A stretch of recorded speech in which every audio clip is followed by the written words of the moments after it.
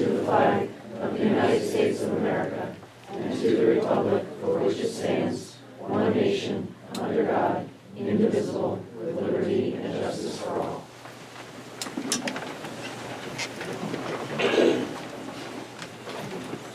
Okay, this evening we have quite a few special presentations, but before that, I'd like to open the meeting up to public comment.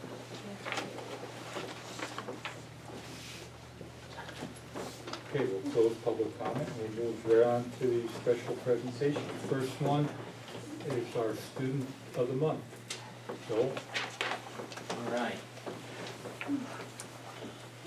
So, we have with us tonight Nehemiah Mendoza. He's a third grade student. Nehemiah and I, we had some get-togethers early on when he was very, very young. Nehemiah is one of those children that required a little bit of attention when he was really young, but he is growing up and making great decisions. So his teacher says that he's a boy who has a daily goal to be happy, make other people happy, and do the right thing. And although we know that sometimes there's disruptions, he has great character and he always wants to be a true friend and a good person. He understands that when he does something wrong, he wants to correct anything that he can, and he works very hard to do so. He is a friend to all of his peers and never has anything bad to say about any of them. There is never a question about his character as an individual.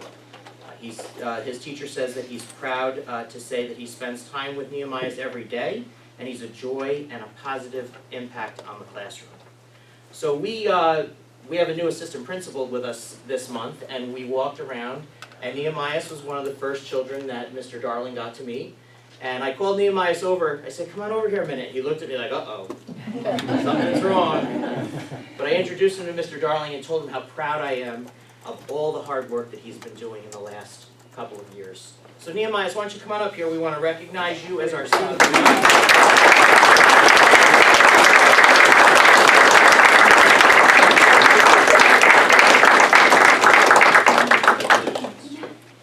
When we spoke with Nehemiah in the office the other day, we asked him, he was very happy when we told him we were going to honor him tonight, and I asked him how he's making such positive changes, and for a third grader, he was very articulate. He goes, "I set goals, Mr. Freer, and I work to make those goals." So we need more kids to set goals and work toward making those goals come true. So Nehemiah, we're very proud of you.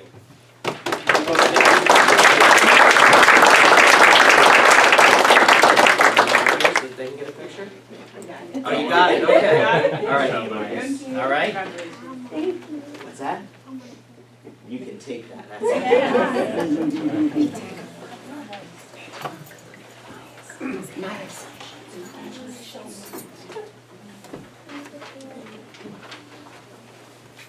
We're hoping for a last minute appearance. He's out there. Is he out? Dominic, are you out there? Come on down. All right. All right, Dominic. This is Dominic Willis right here. Dominic Willis is our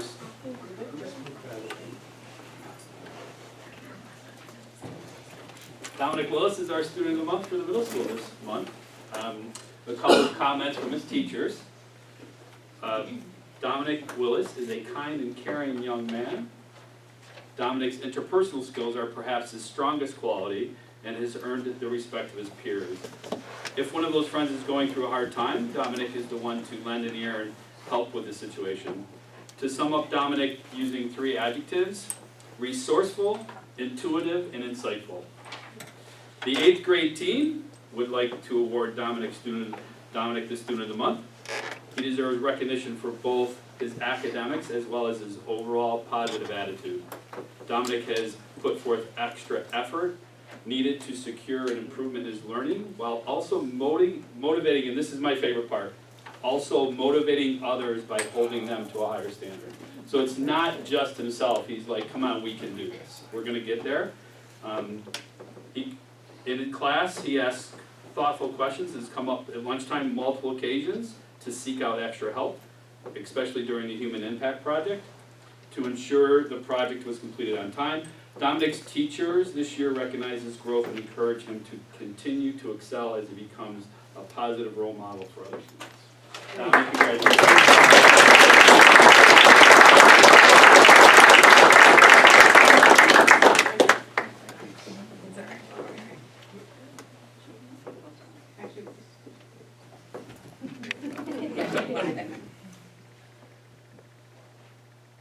Anybody else? Come on, over there, take it. come right up. Come on right up.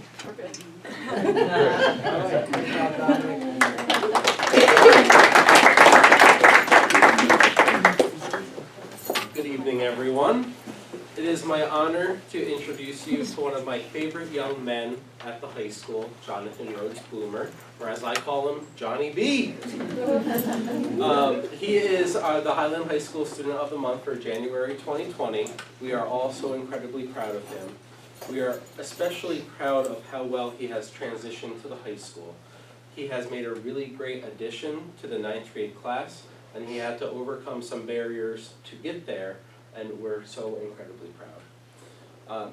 As a new member of our school community, Jonathan attended our newcomers program, and when we returned, he was walking in the building, and I said, "Johnny B, how'd it go?" And he laughed and looked exhausted and went, "I don't think rock climbing's for me." And while that might be the case, let me tell you what apparently is your thing. Giving it your all, putting yourself out there to build relationships, and helping others.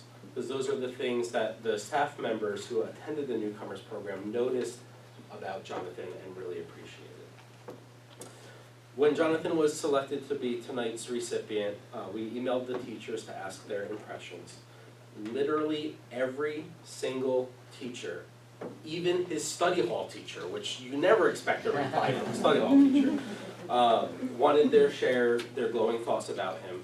There are so many positive statements that we would be here for a very long time if I had to read them because they were verbose. So, to pull out some common threads from their messages, they say that Johnny is bright, caring, funny, a hard worker, a pleasure, extremely polite, inquisitive, and helpful to others. As a side note, when we met with him about receiving this award, I asked him what inquisitive meant. And when I told him, he laughed and said, "My mom calls that annoying." And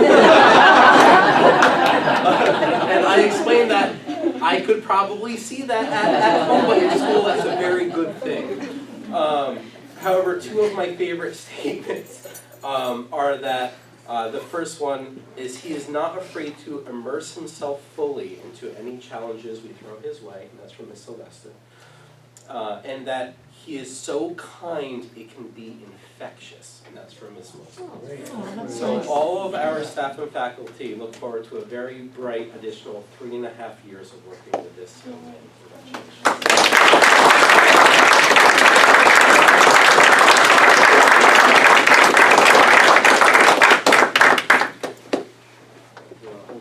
There we go. Here, come on. Here, let's move over here, Mike's from that. No, not at all.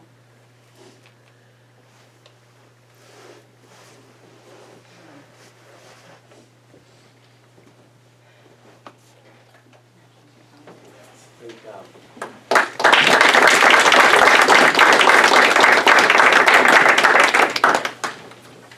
Again, on behalf of the entire Board of Education, to all our students of the month, great job, guys. Well done.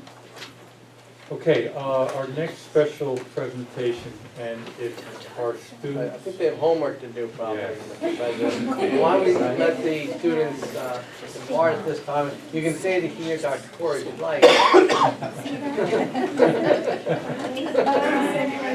We're all leaving. Great job.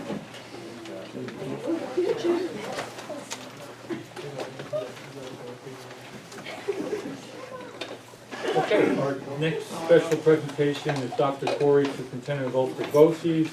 Dr. Corey will be updating us on updates with Ulster BOCES and also their budget.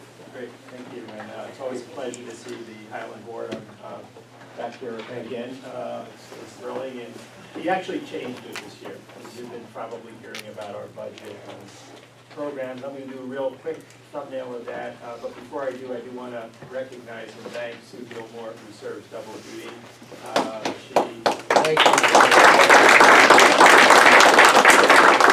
not only serves on your board and all of the work that you have to do with the local district, but also serves on our board and on several committees on our board. And so, again, publicly, thank you, Sue, for all of your work. I also do want to recognize my Deputy Superintendent, Dr. Jonah Shankers, who's here, and my Assistant Superintendent, Allison Dodd, who's here as well. I gave out some sheets real quick. It shows the level of participation in BOCES services by the Highland School District for the last 5 years.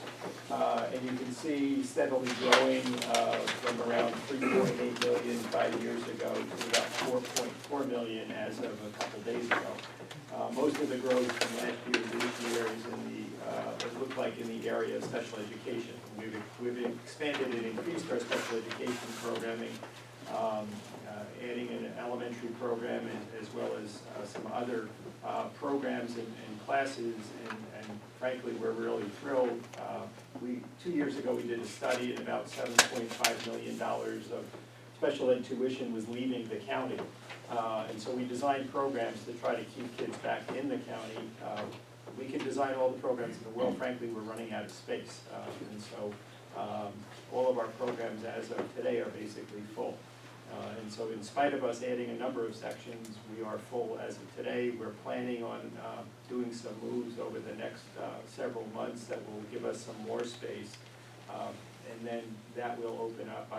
Right now, we're at about 191 students in special education. Last year, we closed in June at 131 students, so we're up 60 students from the close in June to today. We estimate in early projections, talking with your special ed directors, all of the county special ed directors will probably open at about 225 early next year, and probably grow to about 250 next year, and then we will be full again.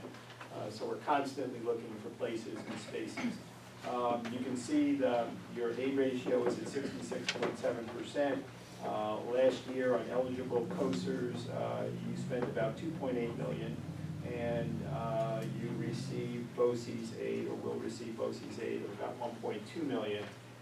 And you got a refund. That is money that is returned to the district because it was in a COSER that wasn't used, of about $426,000. So we continue to be a good investment. Basically, your aid ratio, not every dollar that you spend in a COSER is eligible for aid. One of the key ones is only $30,000 of a teacher's salary is eligible for aid. That's been capped since, I think, 1991.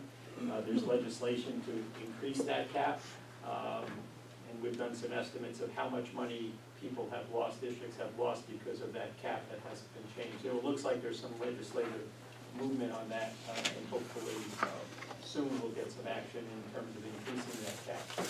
The second page is really where the heart of the matter is.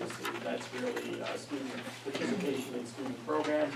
CTE, you have students enrolled in 17 out of our 21 programs. 54 Highland students participate in those programs. My CTE principal is here, and she'll talk a little bit about that. Some of the programs that we have that we're continuing to support, and a new program that we're building in for next year. In terms of our CTE program is grades 11 and 12. I think most of you know that. It's a half-day program.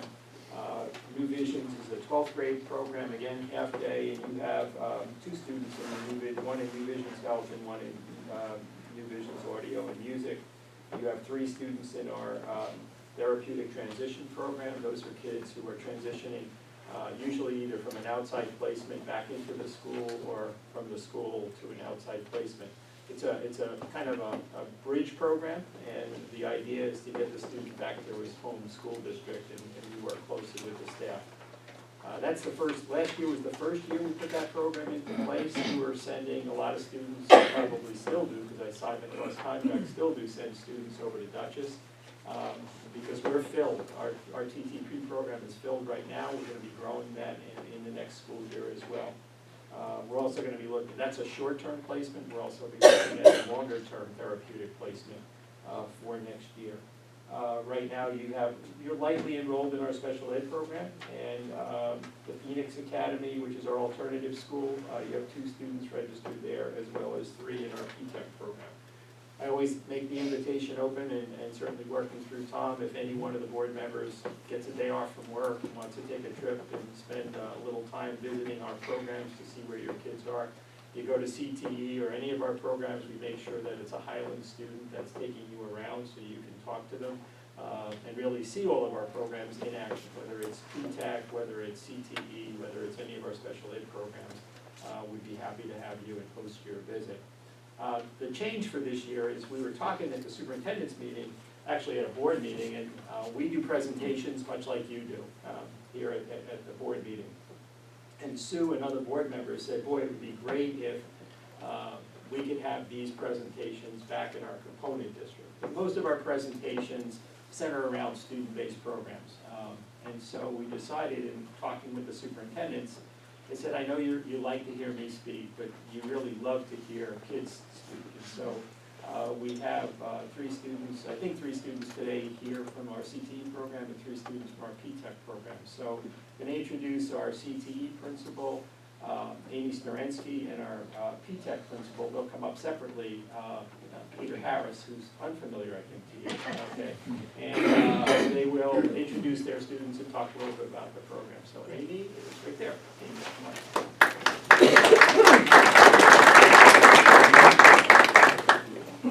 Hi, everyone, and thank you for having us here.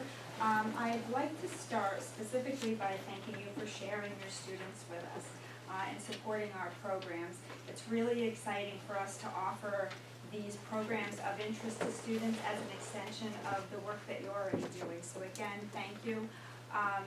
Just to share some of our successes from last year. Our enrollment was just under 900, and that's juniors and seniors. And last year, 99% of our students successfully completed their trade programs.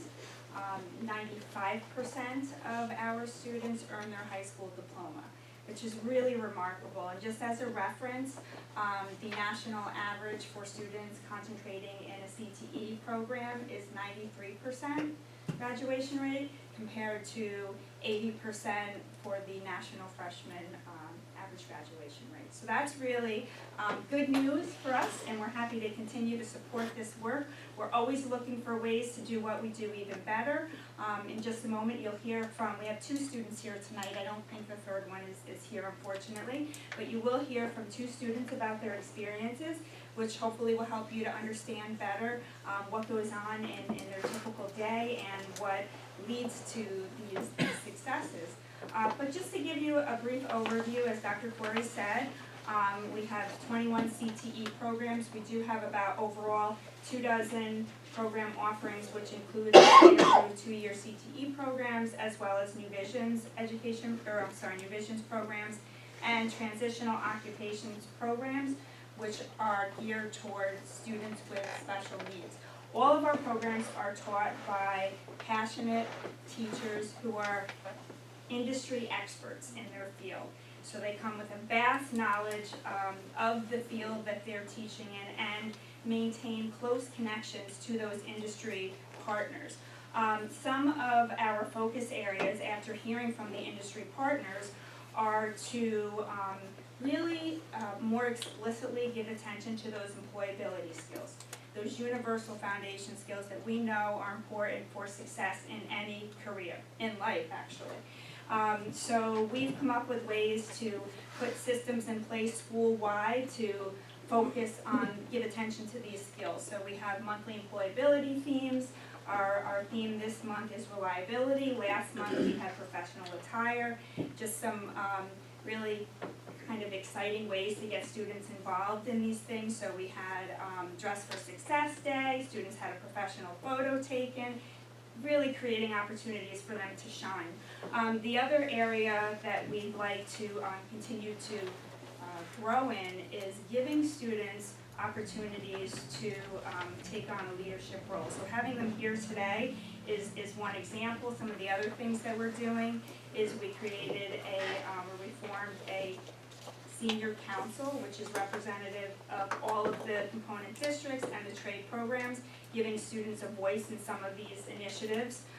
Another area that we're focused on is building those opportunities for community engagement. So getting more students out in the field, getting more partners to come in and do some of this collaborative work with us in the school. Just to share, last year we had 9 students overall for the year out on paid internships. We call it a capstone experience. This year, to date, we have 14 out in the field, and we have 10 more ready to go. So that's great news too. Students, I think some of them here will talk about our leadership organizations that we have, National Technical Honor Society, Skills USA. They're able to participate in competitions regionally, statewide, even nationally in some cases. I could go on, there's a lot to share, but I know you're anxious to hear from the students, so I will introduce them. We have Brooke Harris here, she's a student in our aviation program, and we have Olivia Disciulo from our early childhood education program.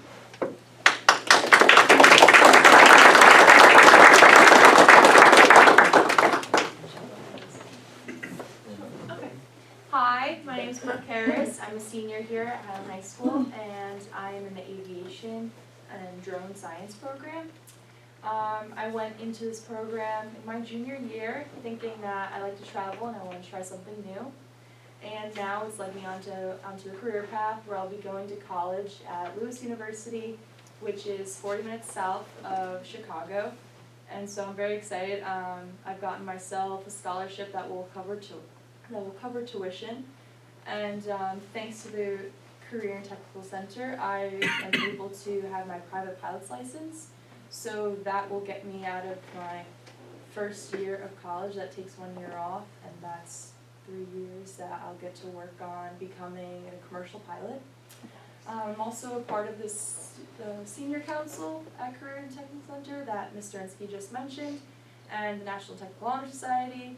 And there have been many benefits for me, and it's just a very exciting experience. Yeah, so I'm very happy to be here. Great.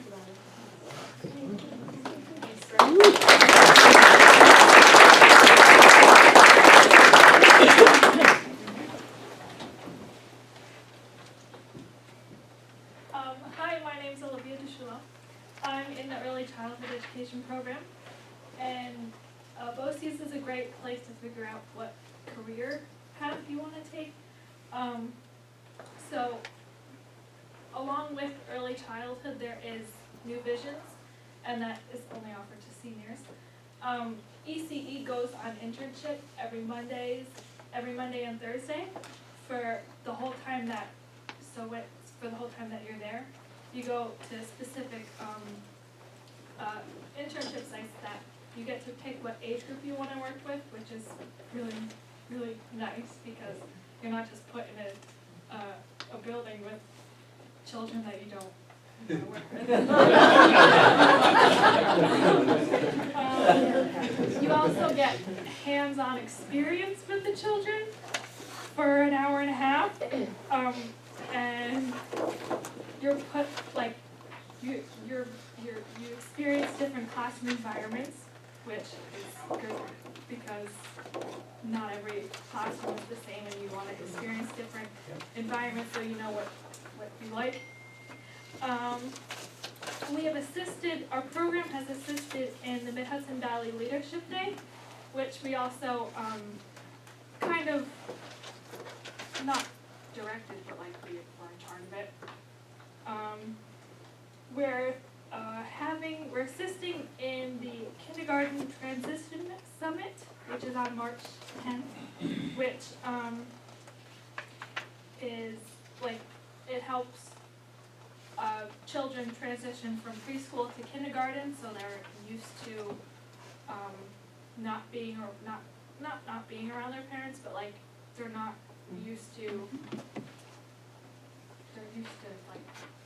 staying away from them.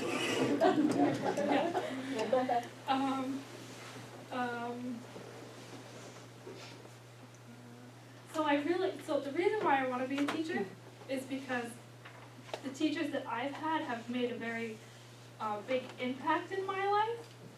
So, and they've made a difference.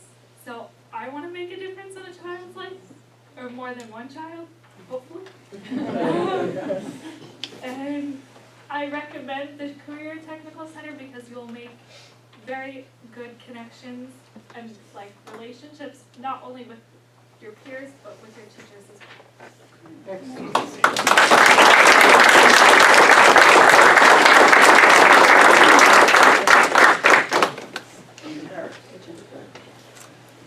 But it's great to see everyone. Thank you for the opportunity to speak to you tonight. Olivia, Brooke, great job. So I'm going to speak to you just briefly about the TTP program, the transition program that Dr. Corey spoke about.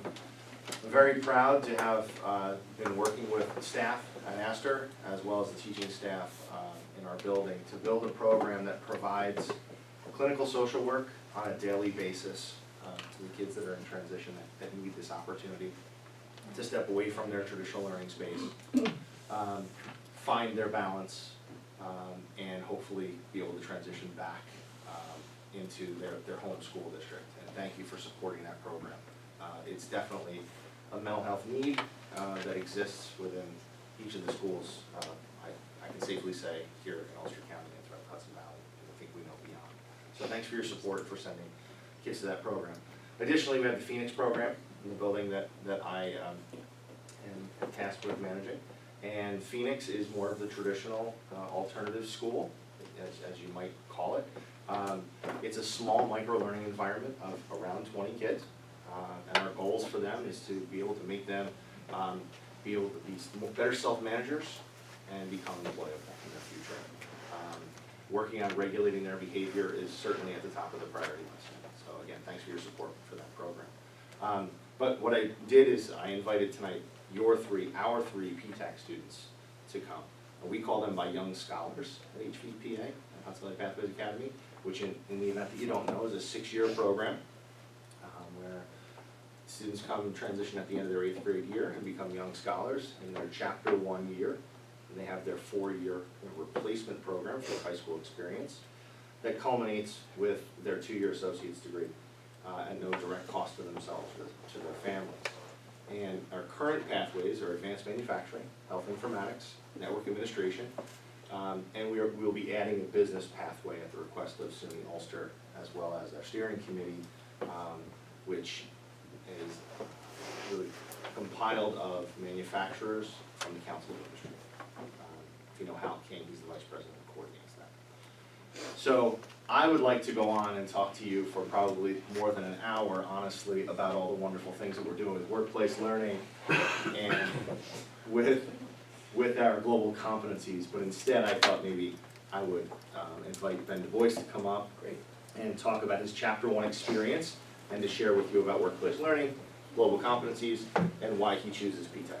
So I'll turn it over to Ben. Thank you. Hey, thanks, Ben.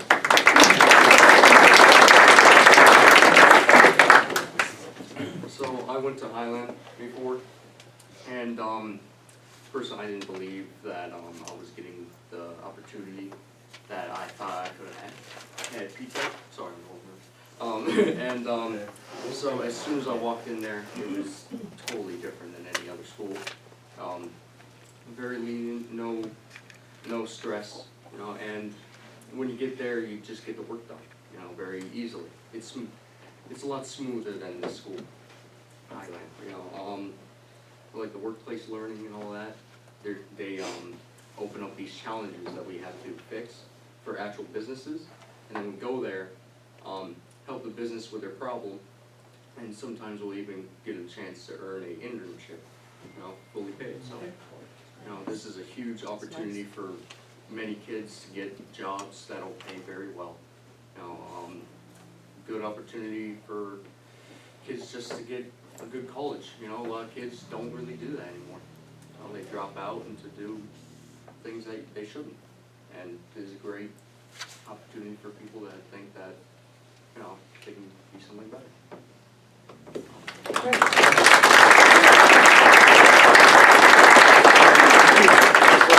Maggie, Betty, come up, and Maggie, if you could share something about workplace learning as well.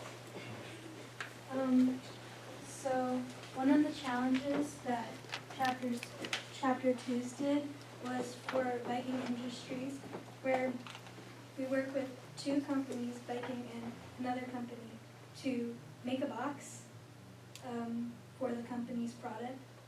And so we separate into like groups with like all the other Chapter 2s, some with their friends. And they do get the work done, so like that's a good thing.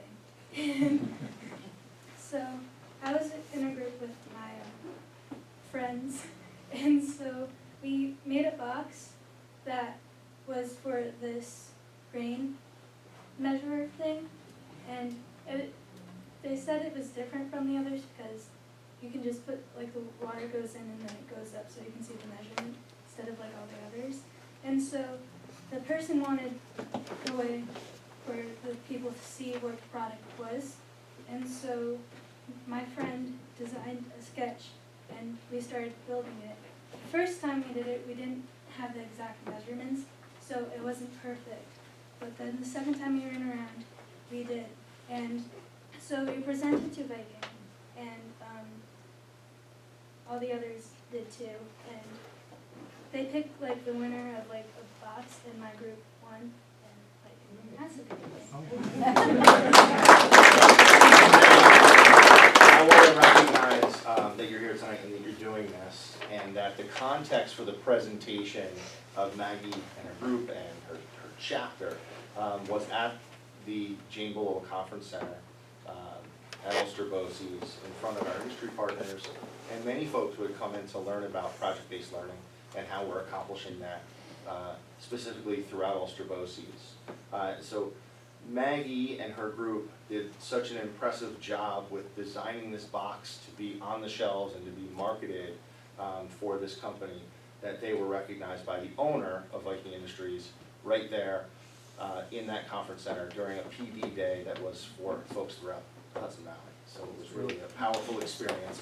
And thank you for giving Maggie the opportunity to speak to you tonight. Thanks, Maggie.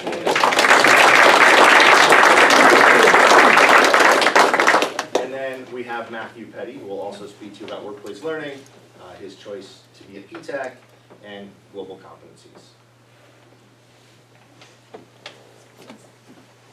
So I think you've heard enough about workplace learning so far today. So I'm going to talk about one of our classes we have at PTEC, which is global competencies.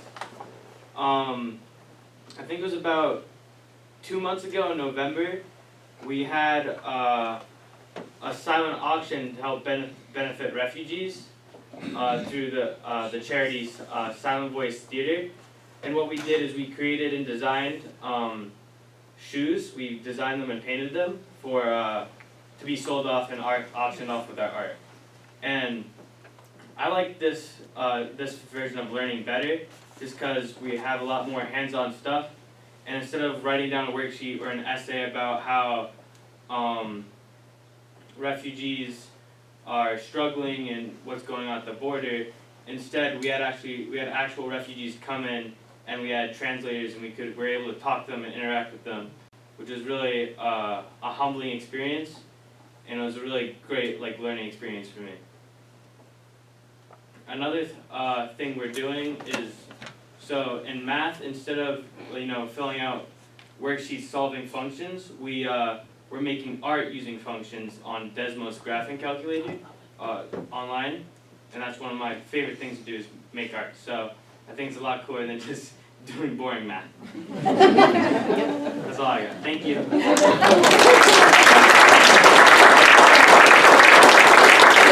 obviously you can see that we work on speaking skills and we work on advocacy skills as well. And so they're here telling their truth from their perspective about the work that we do on a daily basis. But thank you for your support in sending them to us so that we get to work collaboratively towards growing them to be employable good humans. Peter, if I could just, the administration here knows how passionate I am about Ulster BOCES and all of the opportunities that young folks have in either pursuing college or career readiness, which is something that Alan has been preaching for, I think, as long as I've been on the board. And also to the young fellow that talked about the art with Walk in My Shoes. I went there that night. That was absolutely phenomenal. I could feel the passion of the kids, that they told me that they talked to the refugees, and it was just phenomenal, and the art was outstanding. So, bully for you. And again, thank you for your continued support of all of our programs. If you have any questions for me, for the principals or any of the students, we certainly could answer them. Well, Dr. Corey, I know Sue just alluded to the fact that I'm a real advocate for trades.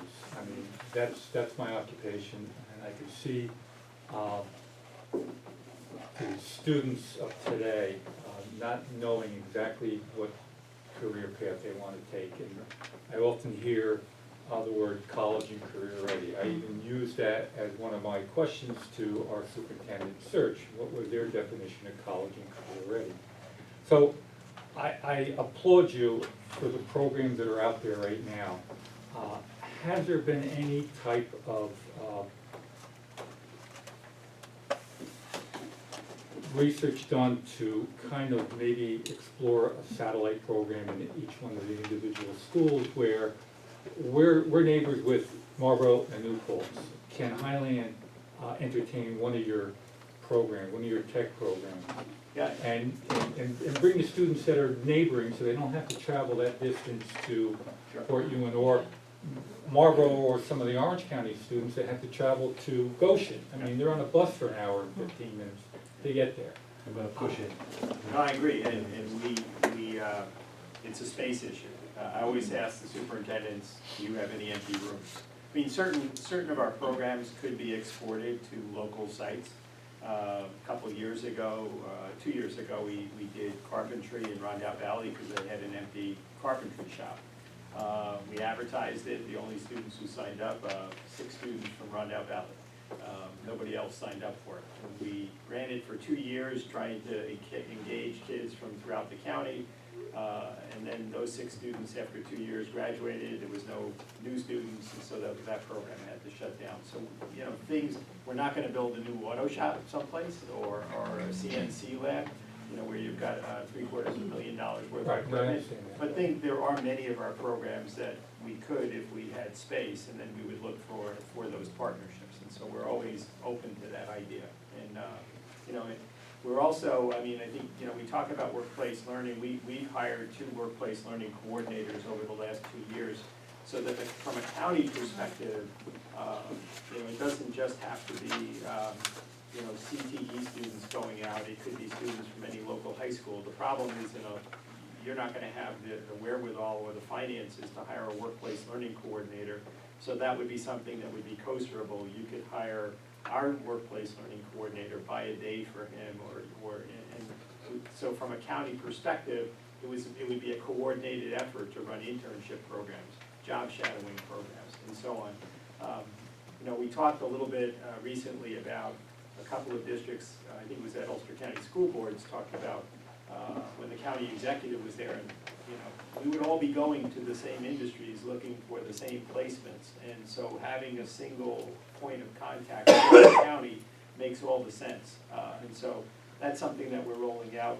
It's something that I believe will actually expand. We have 2 now, and you know, with the CDOS credential as a graduation pathway, that could also help more kids to graduate by getting those kinds of workplace learning skills. And I think eventually we're gonna need another workplace learning coordinator to coordinate, you know, all of the kinds of neat things that we're doing, but actually exporting that to the county component schools.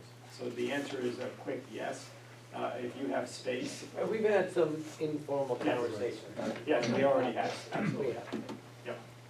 And it's funny because I had never really traveled to Marlboro, and I live in Orange County, and this past weekend I had to come up to an event here in this area, and so I came up 9W and traveled through Marlboro, and I said, I live actually closer to Goshen, and I'm thinking, the kids who are in Marlboro going to the CTE center in Goshen, when our CTE center is literally 25 minutes away, makes absolutely no sense.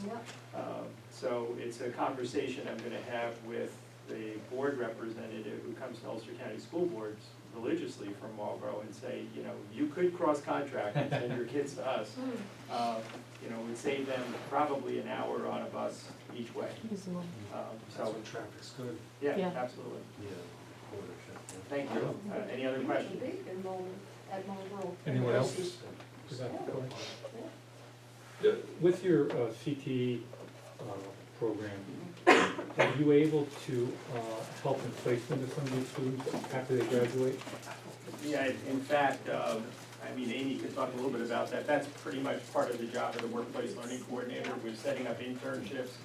Invariably, those internships, oftentimes if a student wants to go right into the world of work, they get job offers. Peter could talk about the kids from P-TECH who are chapter 5s and 6 who have done paid internships during the summer. Some of the industry partners don't want to wait for them to graduate, they want to hire them right away.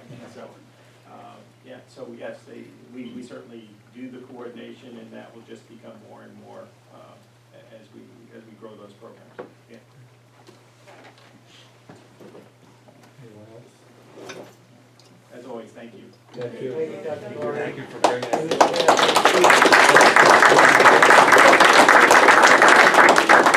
Carol, is the screen on? Turn it on. I'll be right there.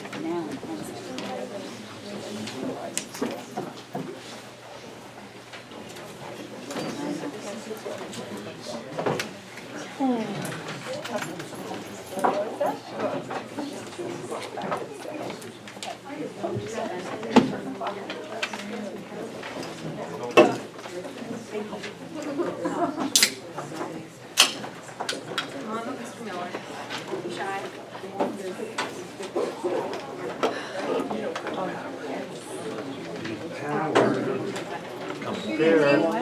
So Mr. Miller, Mr. Rizzo, and I are here to talk to you about an 8th grade field trip that took place back in October. It was an exciting new opportunity for 8th grade students, and I'm going to stand behind there quick, and Mr. Rizzo and Mr. Miller are going to talk more in detail about it. Mr. Miller is really excited to have this lovely. So I'll start it off with a quick story of how this happened. I've been a member of the Highland Fire District for 16 years now, right out of high school. Have had the privilege of working for Chief Miller. It's been a great experience in my life, and it's led me to a lot of places and introduced me to a lot of people and shown me and given me a lot of experience, life experience, that have helped me become the person that I continue to try and be. With that, I've been an officer under Pete for 8 years, and I've learned, and as we're learning, the demands of the fire service are no longer the 30, 40, 50-year-old individual's job, and that the demands are now leading towards people who have more time on their hand. So I learned once I had my family and bought my house and life got crazy, that I didn't have the time that I used to have when I was a younger individual. So a struggle that we had as a fire department when I was an officer was recruitment and retention of new members. And the fire department is a completely volunteer organization. People come there at their own will, give up their time to train, to become better individuals, to become better firefighters, and to protect their fellow brothers and sisters in the event that there is an emergency. And then we go out into the community on our community folk, their worst day, and have to deal with a situation and mitigate that problem. So years ago, we had a conversation about revamping our fire prevention program. And around September of this year, we were in a meeting, and Chief Miller started talking about fire prevention. And in that, he looked at me directly, and at that point I knew, oh, I'm in for it. So he kind of recruited me without me even realizing this to do this program. So I said, all right, two can play at that game. So I said, I'm gonna make my demands so ridiculous that this will never happen. So I went to my assistant principal at that, knowing that she would say no. I said, Ms. Connors, I'm gonna ask to take the entire 8th grade to the firehouse for a day and run them through a series of extremely strenuous drills, put them into a situation where there's not 100% safety. And I am going to have them doing all kinds of tasks that involve physical labor. I'm gonna expose them to live fire. I'm gonna have them spraying a hose line with a certain amount of PSI on it. And I waited for it, and she said, absolutely, that sounds great. So then I said, all right, I'm gonna go to my principal.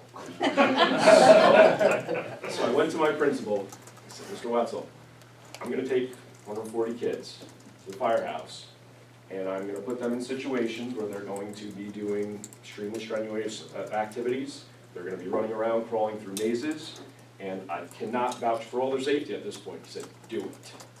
So I went, oh, okay. So I went back to Pete Miller, and I said, Pete, to do this, we're gonna need all of these resources from all over Ulster County. He said, okay, okay. And we're gonna need free lunch, it's gonna be about $1,000. Done. So now I'm in it. So, No place to go.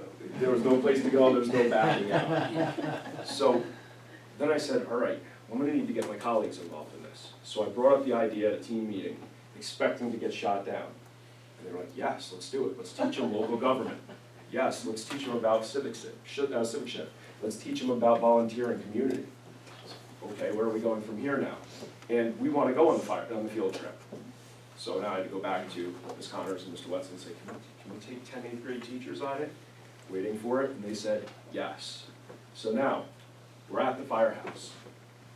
We have 140 kids. We've planned this massive field trip where kids are going to be going through station learning, where they're going to be going through different stations. Yeah, if you want to. Which one are you going to? Whichever one you ahead. Okay. Well, just so you know, on each of the slides, we got quotes from all the students. They sent a thank you letter to the firehouse, which was great. And Miss Delia, who's very organized and very good at the thank yous after you do a field trip, she got students to say their feelings. And so when you go through, you'll see some very direct and, from the point of view of a student, what this field trip meant to them.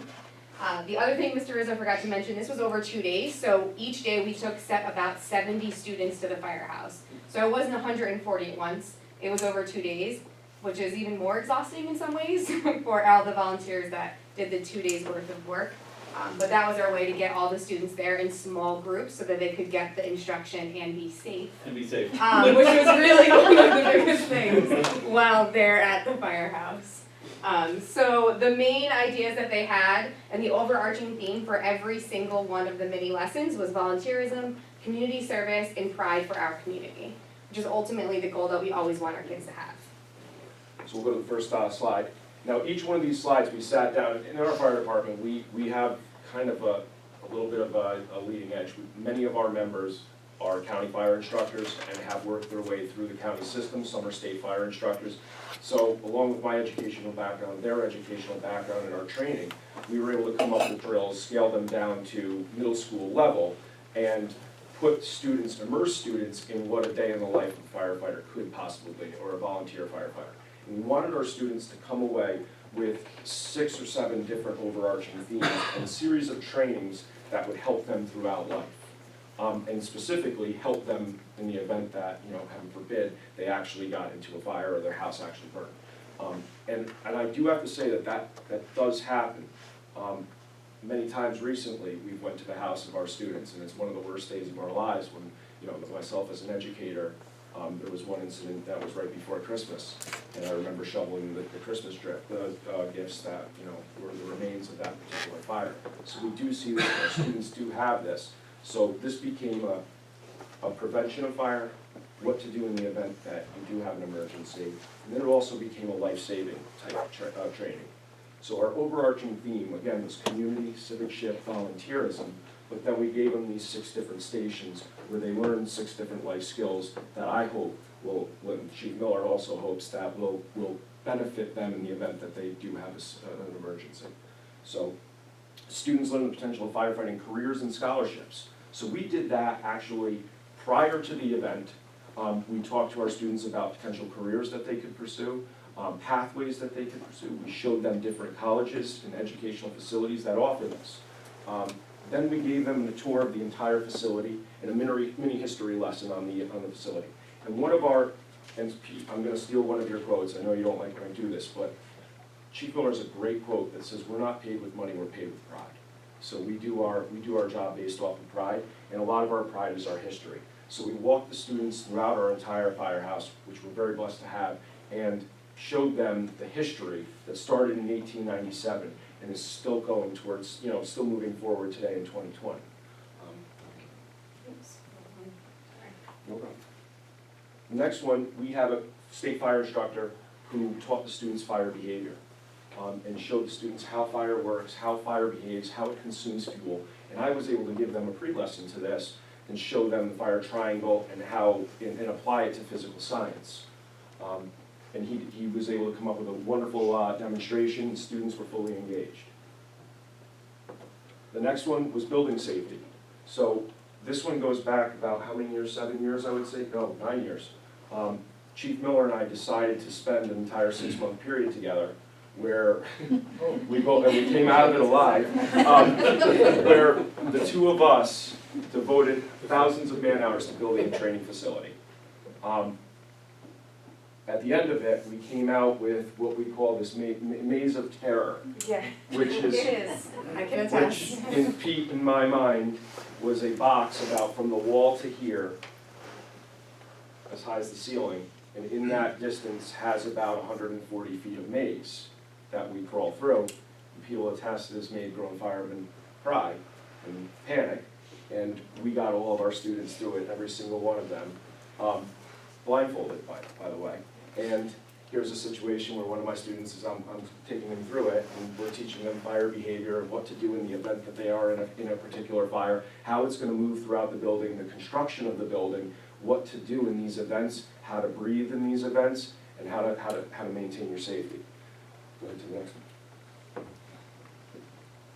Then we did a series of relay races, which kind of reminded me of the CrossFit games, where we had the students utilizing different tools. Yes, that is a chainsaw. I promise they're safe. Now, we had them working with different simulators, different saws, not operating them, but carrying them around. And it was funny because 3 days after this, I met a parent in Hannaford, and she came up to me and she said, I don't know how you did it. I can't get my kids to rake leaves. And they're carrying a chainsaw and swinging a sledgehammer. Okay, now I know I can do that. Now I can know they can shovel snow this winter. So here's a student carrying, that's 100 pounds of hose right there. Here's students climbing ladders. And every single student was engaged and enthusiastic about this process. Go ahead. Next, we had hose line advancements. Here's some of our volunteer firefighters showing how we advance a hose line. So we got the students gloves, we had helmets for them, and what they did was they had to do a 3-cone drill, which is they have to move the cones around in a strategic location. Again, this is why I was a firefighter, or I became a firefighter. You get to play with this, and big trucks and shining lights. So, this is one of the reasons. Go ahead.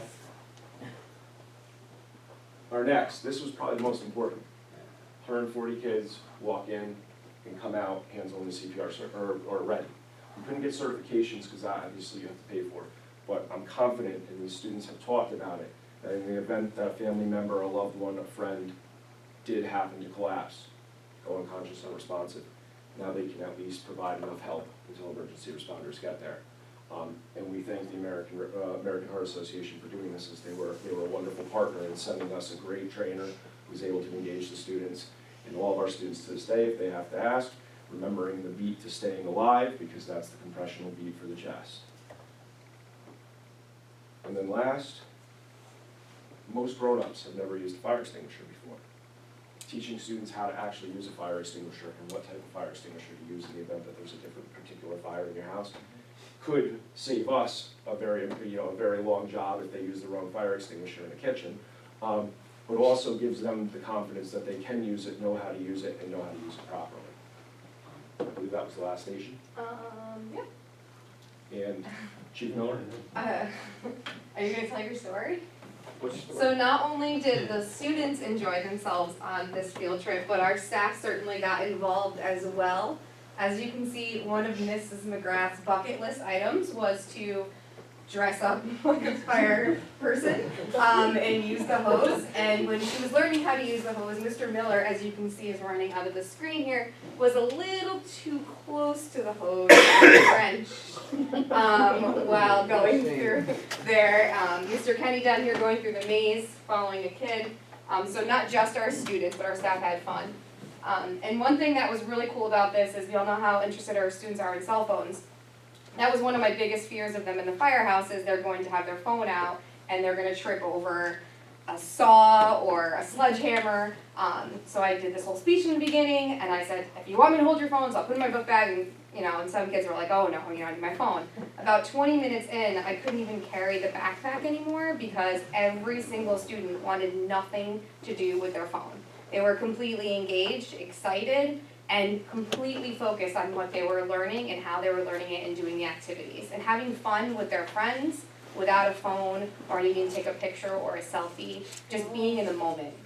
Which to me speaks so much to the different lessons and the time that was put in from everybody to make sure that all levels of students, all backgrounds of students were interested and engaged and just being an 8th grade student, which is awesome.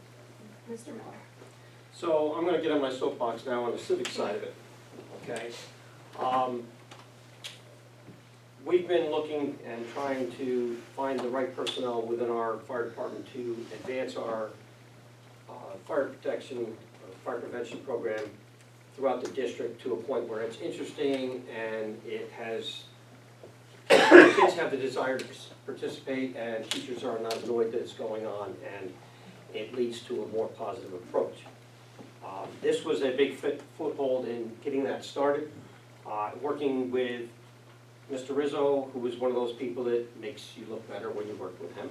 And the American Heart Association has helped us out with the pillowcase project in the elementary school, which we want to expand off of, and the CPR and this and some other things that we may be able to incorporate. And we got the American Heart Association for this hands-on CPR, we put it together in a week because it just became something that we threw together, we made it work, and put a lot of work went into it and made it happen. And why does it happen? And then what does it mean to the school district? Number one, the school district has to provide fire prevention training. It's required. Second thing is we're always looking at civic pride. Why do we have a big mutt painted in the gym floor? It's pride, the Husky pride, okay? All right? So, yeah. You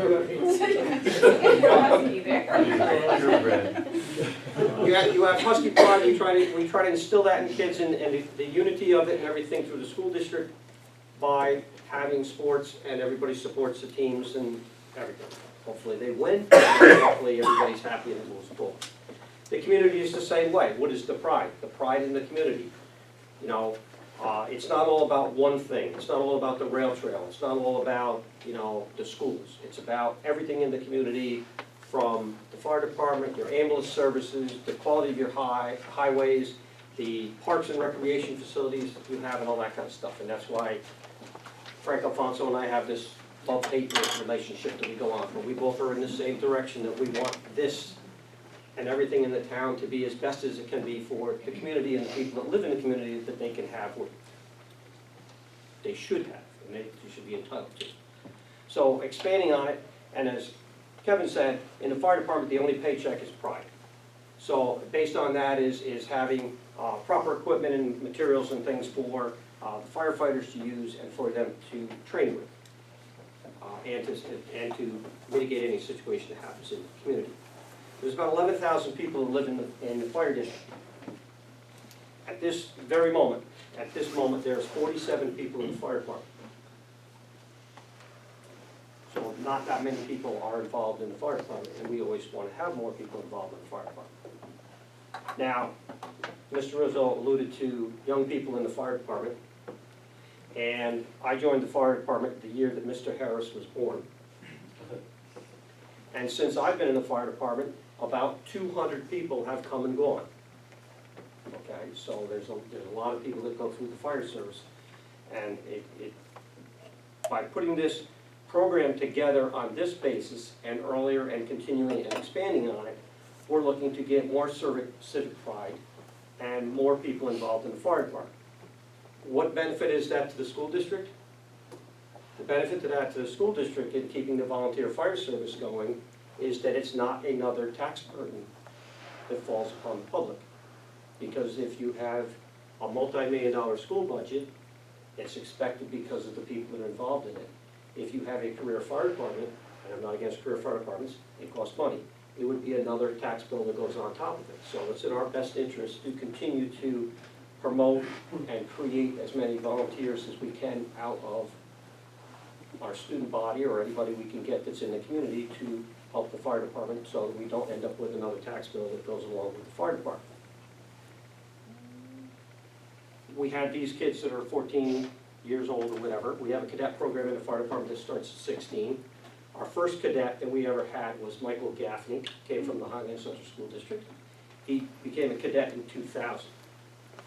He's now 35 years old. He's the Deputy Fire Coordinator, the Director of Emergency Management for Ulster County for the Communications Division. All right. We currently have 3 Highland High School students in the fire department, and we are always looking for more.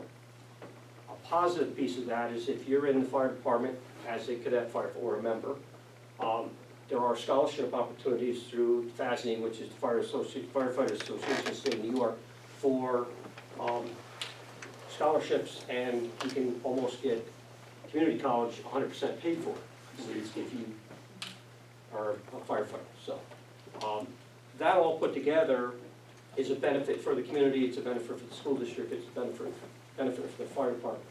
This was an exceptional opportunity. It went over unbelievably. We had teachers going through the maze. We had kids that we never thought would go through the maze.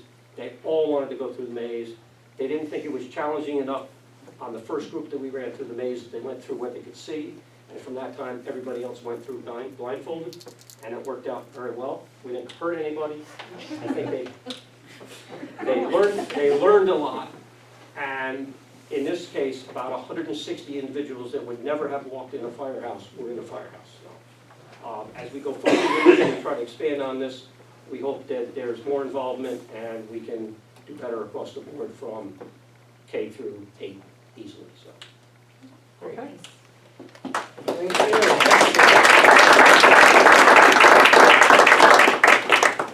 Thank you, Mr. Rizzo, as well the 8th grade teachers to coordinate that, Attorney Chief Miller, and Mr. Wetzel and Ms. Connors for your support. If I could say real quick, Mr. Rizzo, we always talk about teachers being an example, not just in the classroom, but outside the classroom in society. And it still sticks in my head the day I was on a field trip with you, and we came back, and the bus had just pulled in as an alarm was going off. And this man turned to one of his peers, made sure the kids he was responsible for were taken care of, leapt off the bus, went to his car, changed within a matter of seconds, made Clark Kent look like him. And then he was fighting the fire down the street. Within seconds. It was amazing. So thank you for that. Thank you.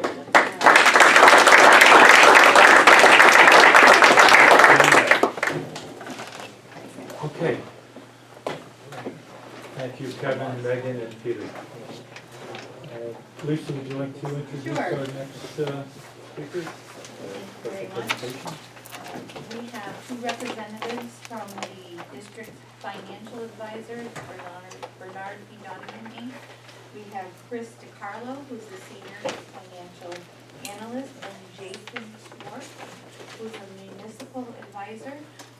In front of you, you should have a document that says pre-vote capital, proposed capital project, and these gentlemen will walk you through the key elements of this document.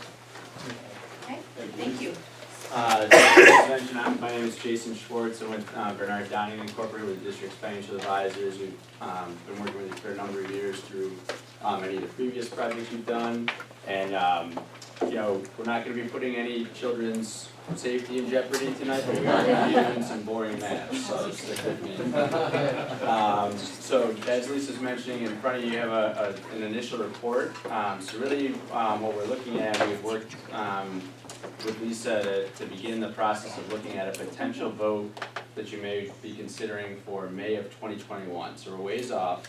This is really just kind of a very rough draft initial look at it to kind of set the stage for an opportunity you have coming up where you have some, a drop in your existing debt service. So there is an opportunity out there to potentially do some work, keep maintaining your facilities like you've had as a goal in the past, keep doing that moving forward with minimal to no impact on the taxpayers. So we kind of set the stage tonight for that, so that then you have, you know, the next year or so to go through and prioritize the scope that could fit within a potential project that we're looking at tonight. So I'll kind of go through at a high level some of the information here, but if there's anything you want to drill down in more detail on, just let me know and we can certainly spend more time on any of it. So flipping in to page 3 to start, anytime we run a report like this, there's a lot that goes into it in terms of determining what the potential impact of a project is. So we like to lay out a number of key assumptions for you.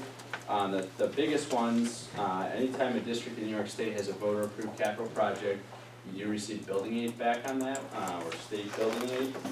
For Highland Central School District, that's 69.5% they receive back. So for every eligible dollar you spend in a voter-approved capital project, you're getting 69 cents back from the state to help offset the impact of that on the local taxpayers. Another key item we look at is the bond percentage, or put another way, that's what percentage of the project that we're looking at do we anticipate being aidable at that 69.5%. So as a first kind of cut of it tonight, we're assuming 95%, which really is to say we're assuming basically the whole project will be aidable, but we just build in a conservative cushion of 5% in case anything comes up with spending that might be non-aidable when the final cost report gets audited. So it leaves a little cushion there. But we do highlight that because that is a very big variable as you go through the scope. If you're doing work at a non-aidable building, if you're doing a lot of site work, then we have to review and see whether that's actually gonna be able to be maintained or not. So as you go through and determine the scope, we can update this report between now and next spring as you're getting ready to go out to the voters to make sure that the scope you're looking at fits within that, or otherwise it could change the size project we'd be talking about that you could do for no tax impact. As I mentioned, step 3, we're just assuming a May of 21 vote. So just to give you an idea of the timeline, I'm sure you're familiar because you're in the middle of a couple other projects. But May of 21 doesn't mean that you're doing work in summer of 21, right? It really means you're looking at stuff out in probably summer of 20, maybe summer of 22, and probably summer of 23. So for that reason, when we build this report, we're looking at, we're using pretty conservative interest rates right now, 4% on notes, 5% on bonds. If you're issuing notes or bonds today, it's, you're probably closer to like 1.5% on notes, maybe 2.5 to 3% on bonds. But we're not talking about bonding for 2, 3, 4 years from now, so that's why we build in that cushion. One other thing, item number 12 here on the assumptions. We haven't, in this initial report, looked at the use of any capital reserve, but the district does have $1 million in the capital reserve right now, so we would expect you might want to consider using that here, but this is kind of a worst case scenario to start, and if you decide to use that capital reserve, we can always update this report, and that would obviously increase the amount of project that you can do with no tax impact to local taxpayers. Any questions there on the assumptions? Stop for a minute. Okay, so if you flip to page 5, we're looking at, this is the timeline for the current capital project, the $8 million project. I believe you're actually approving the bids that were just opened tonight for this project. So as that gets gearing up here, we're anticipating going to no borrowing this summer, and then converting to bonds next June for that, to kind of wrap that project up. So that's kind of the biggest variable you have out there right now that could potentially change this next project over the next years as we get any further updates on that, for what we're projecting on that debt service. But we do have an estimate for that project in here now. So on page 6, where we look at your existing debt service, that does include all of your debt service that you have locked in already for previous projects, and then also the latest estimates we have for maturity schedule on the $8 million project. So when we look at all those pieces, you can see in column F the local share, which is really what goes into your capital exclusion for tax cap. You'd see out in 2 years, or about 2 years from now, in the 2024 fiscal year, there's gonna be a drop there. So you have a drop in your existing local.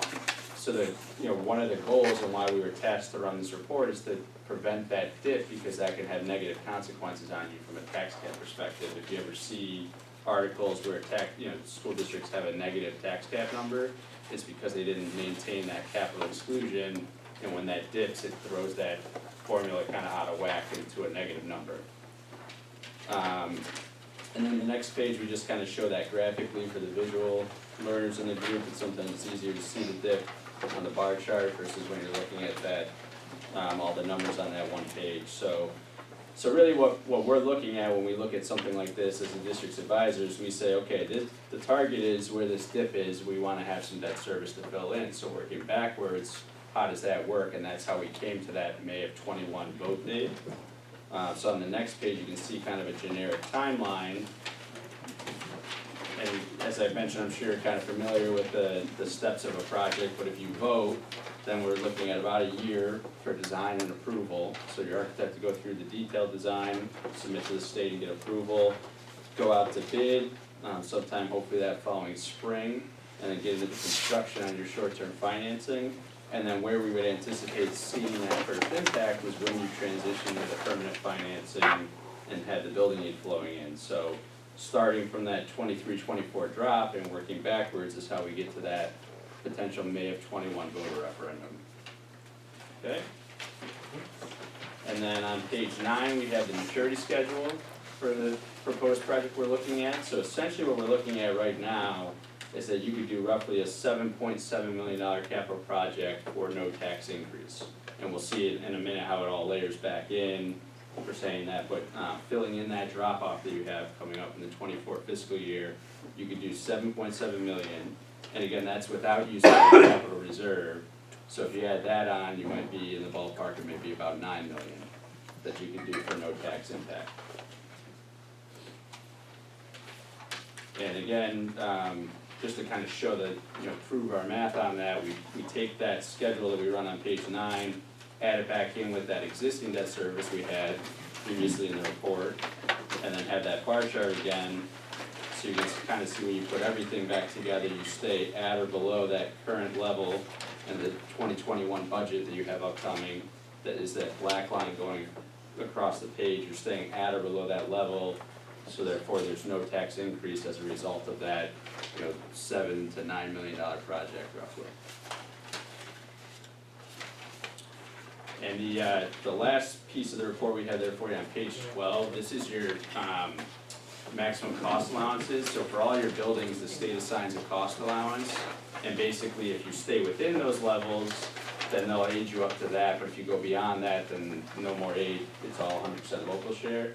So if you recall when I was saying at the beginning of the report, that 95% bond percentage, this is one of the things we'll have to look at over the next year as you get into more detailed looks at scope with your architect, is making sure wherever you're spending that money that it's kind of fitting within these buckets, is, hopefully it's everything's staying green, and then that helps us stay up near that 95% bond percentage. Or if we do go over any ceilings, that's okay, we just need to factor that in, and it might lower that number down a little.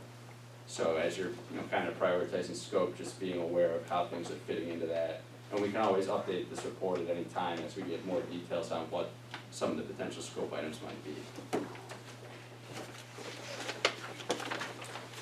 Any questions on the financial piece there? That's a lot of information I kind of went through quickly. The same page, The end. Yeah, that just separates our appendices, but. Yeah. Well, it kind of matches what we talked about a few years ago, which is as, the debt peels off, that's the time to kind of do what we consider a mini capital project. But what's the bond market outlook in the next, as the market is strong, what does that do for bond and borrowing? Is it still relatively low, very cost effective? Where do you see that going? It's about as low as it can be Right. right now, right? It's historically about as low as it's been. I mean, unless you go over to Europe where they're getting into like negative rates, right? It's not gonna happen here, probably. Right, I wouldn't expect so, but so it's about as low as it can be, so it's, good time to borrow. The market has to go down for bonds to go up, right? There's sort of an inverse. Sorry, what was that? Sort of an inverse, the market goes down, bonds go up, is that? It depends, there's a number of factors, right? It typically kind of follows the treasury yields, right? It's because treasuries are tax exempt and so are your bonds that you're issuing, so the treasury is usually a pretty good benchmark. So if you're kind of following what the Fed's doing, then that gives you a good idea where rates might be going for your issuances, but, so like I said, it's kind of at what I would think is the bottom. Yeah. Not much room to go down, but that's why we build in those conservative rates here, so that, hopefully this is kind of a worst case scenario, and if rates do go up, you have the cushion to absorb that. Or if they don't go up, then, potentially you could see some, improvement in what you have as far as local share. And the other factor behind this, remember that we had voter approval for a capital reserve. I think it was 7 years ago. We only have 4 years left on that. I believe it's 4 years. It could be more or less, but I think it's 4 years. And currently, like we said, there's $1 million in that capital reserve. If we don't spend it at the sunset of that, which is 10 years, we have to give it back to the taxpayer. So, I think the timing is right within the next several years to consider another capital project and utilize that capital reserve to offset the burden on the taxpayers. And like we were just told, that could be a no impact. And still increase, the amount of money that we bond. Right. It's a strategy a lot of districts are using, in that, ever since the tax cap was implemented, it makes sense that if you have needs, to try to keep that local share where it's at, instead of having all the, whipsaw effect on your tax cap. More stable, but the other thing is, we're always managing a project somewhere. We're gonna approve contracts tonight that kick off this next one. Yep, and it makes it a little more manageable to kind of chunk it up into, 7, 8, 10 million every 5 years or so, versus, doing a big $20 million project and then not doing anything for 10 to 12 years, so. And if you remember, our building condition survey years ago, probably 5 years ago, we were, I think, up around $50 million of the needs that were out there. And the last two projects, we spent half of that. So there are some issues still lying out there that need to be addressed. And I think this is the right opportunity at this point in time. No major impact to the taxpayers. Sounds great. Good plan. And then just real quick, if there's no other questions on the financials, Chris was gonna touch quickly on kind of timelines. So we said, May of 2021, what does that mean as far as like when you need to make final decisions, things like that? So we put together a timetable of dates. There's 31 steps in this timetable. You don't have it yet, but I will share it with Lisa when I get back to the office tomorrow, and she'll distribute that to each one of you. And Chris is gonna go through each of those 31 steps. We got time. We got time. So I'm gonna. we have a little bit of a drive, so. Just gonna go through 5 of those steps at a high level. So if anybody's any questions, we can go into more detail. But assuming a May of 21 vote, we've got to back up and look at some dates. So around the February or January 2021 timeframe, you would invite us back to review the updated tax rate impact report based on the actual scope that's defined, and make sure that that project still fits within that local share drop-off that you have. And then at the March 2021, at one of your board meetings, at that meeting, you would adopt a secret resolution. You would call for the special election, and you would adopt the wording of the proposition for the May 2021 vote.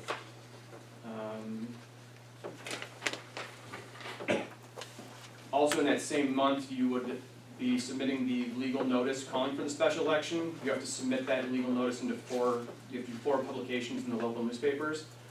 So those would take place in April and into May. And then in May 2021, if the district chose to do so, you would have a public information meeting where you'd invite the public out to be informed of the project, the scope within the project, and how it's gonna impact tax-wise. And that's all leading up to a May 2021 voter referendum. And then in June at a board meeting, after a successful referendum, you would adopt a bond resolution. And what that bond resolution would do is allow you to go out and issue the bands and the bonds to finance the project. Timing-wise, like Jason went through, you wouldn't necessarily be issuing those bonds and notes in June of 2021, but you'll be taking the action to have the authorization to do so when that time comes. Any questions about those? So if that begins in February, I think it's from the summer to January, we'd have to be identifying campus yes. needs. Yes. I'll email this to you tomorrow morning, Great. get back to the office. Yeah. Distribute that would be great. Right, so to your point, the hope would be that by no later than a year from now, you'd have a handle on what the scope is, so that then we could run the final updated version of this for you, so that you can feel confident going to the taxpayers that what you've come up with is a no tax impact project, if that's your desire for what you want to go forward with. Any questions? Thank you, guys. Thank you. Thank you.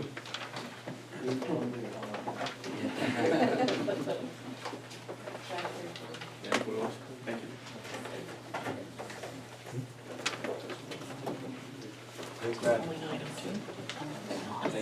Seems like. Okay, that completes our special presentation this evening. We move on to acceptance of reports. Be resolved, the Board of Education, upon the recommendation of the superintendent, acknowledges reviewing and accepting the following reports that is presented at this meeting. The Board of Ed meeting minutes, December 3rd, 2019, Treasurer's Report, November 2019, and our claims auditor's report, December 2019. Can I have a motion, please? Motion by Ed, second by Camille. Discussion? Lisa, no, I'm sorry. The other Lisa. The monies that we were talking about before, and you said from the unspent money from the 17.5 million, where on the cover page that you have here on the treasurer's report, what fund is that in? Capital fund / debt service fund. Okay, so all of it's in there, okay, so even the So that leftover. 1.4 million includes approximately 800,000 in the debt service fund and about 600,000 in the capital fund. Thank you. Okay, that's it. Any other questions? All those in favor? Aye. Opposed? So carried. Principal report, Joel. The only thing I'd like to just point your attention to is the kindergarten Ed Science Assembly. If you take a look at Facebook, I know Sarah, and I think Twitter as well, the pictures are up there. It's really, it was an exciting program for the kindergartners. Really starting to talk at an early age about the scientific method and things of that nature. So they just had a blast, and it was a great morning. And then in front of you, you have a gift and a challenge. Clink challenge starts next Tuesday. I know some of you have already stopped at the building and taken bags, but you're all getting a free bag tonight with a nice little reminder. Please bring your bags starting next Tuesday to Hannaford. Get your pictures taken, email them to myself or to Sarah so that we can blast your face all over our Facebook page and Twitter page. I don't have a picture for you today, but I told you at the previous meeting that we've been hoarding bags of, we want to win. We're gonna win. Since November, we've been storing bags in our basement. Double bags so that no rodents would come to them. So today, 5th graders during lunch came down to the basement and they carried all the bags up to the stage. 42 full bags are ready to go. It takes up our whole stage. So, although our goal is to beat Shenendahowa, But quite honestly, I hear that there's a competition brewing between us and Marlboro. So I need you all to make sure because we cannot allow Marlboro to take the lead in this challenge. So the kids are very excited. The kickoff was today. Just a shout out to Colleen Giametta. She's done a lot of the behind the scenes work, organizing the kids, collecting the bottles. Kids are very excited and we are ready to go. So, questions? 3 more board meetings before then, you're gonna hear about Clink each time. Well, they are enthused, because I know Yes, they my are. kids came home very enthused. Ready. My son wanted to give everything, including the cardboard boxes, and my Yeah. daughter in 2nd grade had to say, no, no, no. Those don't go. Only thing I'll add a little bit to my report is that I really enjoyed working with Kathy to work with the bus drivers about improved behavior on the bus. And kind of an unexpected positive outcome occurred. One of the things I talked with all the students about was, when you get on the bus in the afternoon, greet your bus driver politely, right? And I asked them why, and they came up with all these reasons, and we really reached a point of understanding that it's everybody's responsibility to create a positive environment, right? And if you want a positive environment on the bus, be positive, and that's what we really talked about. But the unexpected positive consequence, I have so many more kids saying good morning to me and hello to me in the hallway through this, that it really struck home the whole philosophy of PBIS, that kids really need to be taught these kind of skills. They just don't get them like maybe it used to happen in our society, so we teach them directly, and it really has impact. And I've noticed it, and it was really eye-opening for me. So Kathy, thank you. Very soon I'm gonna invite a couple bus drivers in for a little pizza party with kids that have received certificates for being positive on the bus, so we can keep that going. Thank you as well. It's been a positive influence in the bus drivers. Questions? Dana, as you know, I went to that town hall meeting with Delgado. I can't say enough about those young kids of yours that stood up and just grilled him. They grilled him? It was wonderful. It was Absolutely wonderful. wonderful. What an They asked, energetic night. and I think it's a real,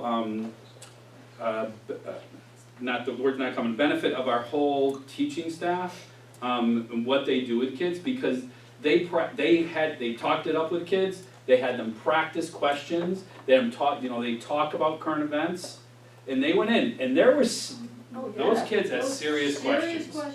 Right? It was really well done.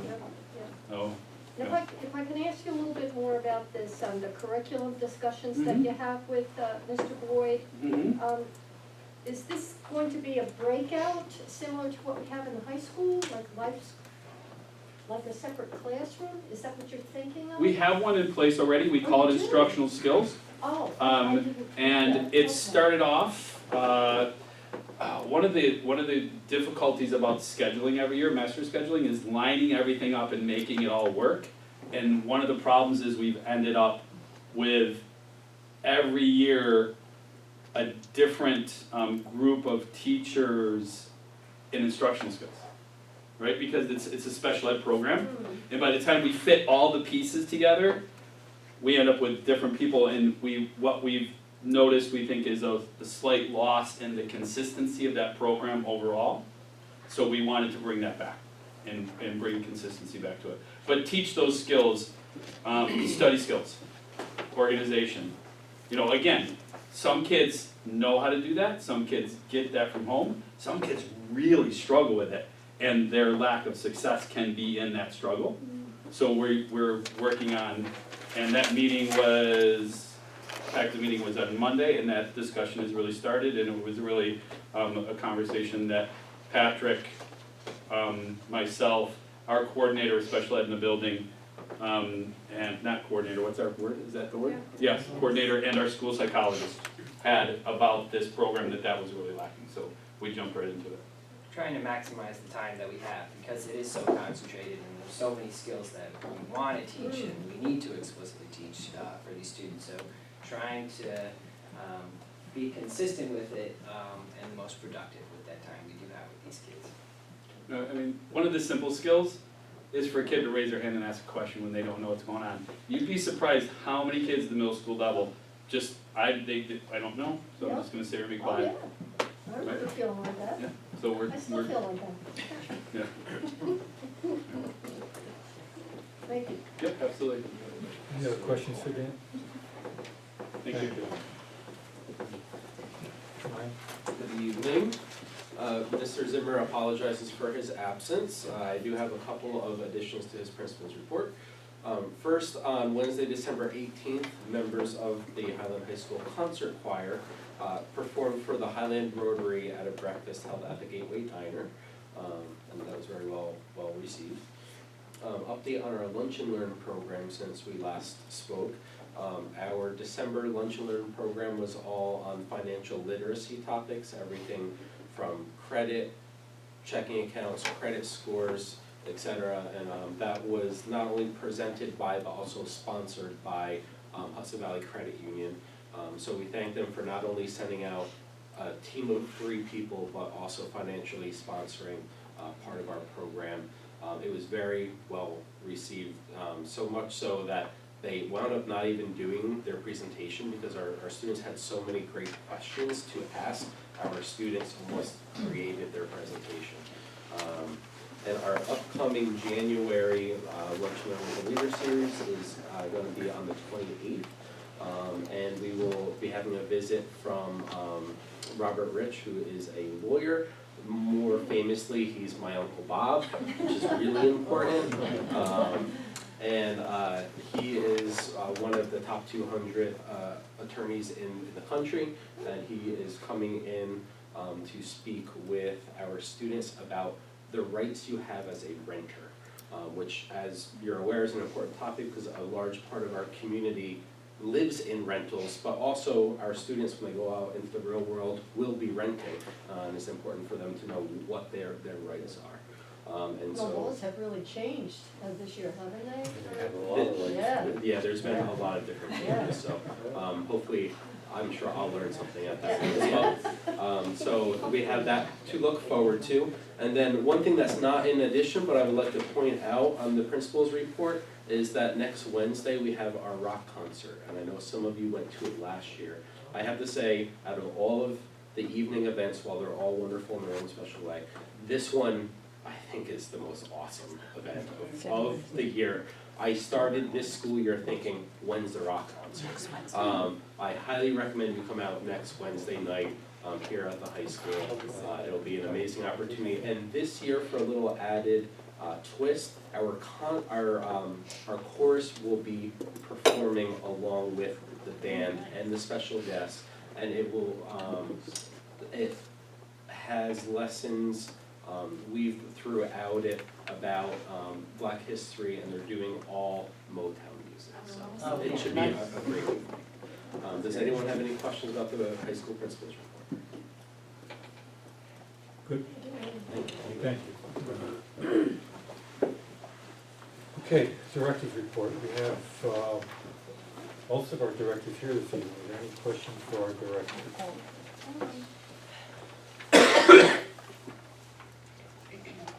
Okay, you're doing a fabulous job, there's no question. No. Oh, wait, I guess Patrick, you just. You're doing okay.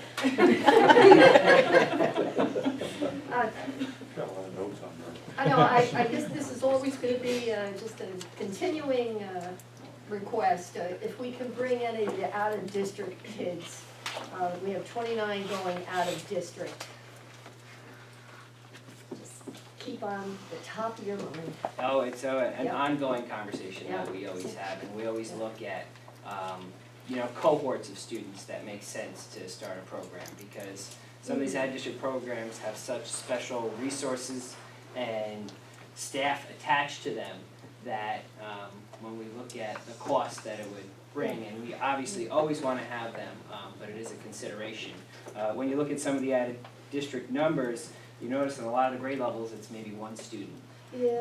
So, we're held by regulations with some of our age ranges, and what makes sense for a kids program too, so we do always consider it.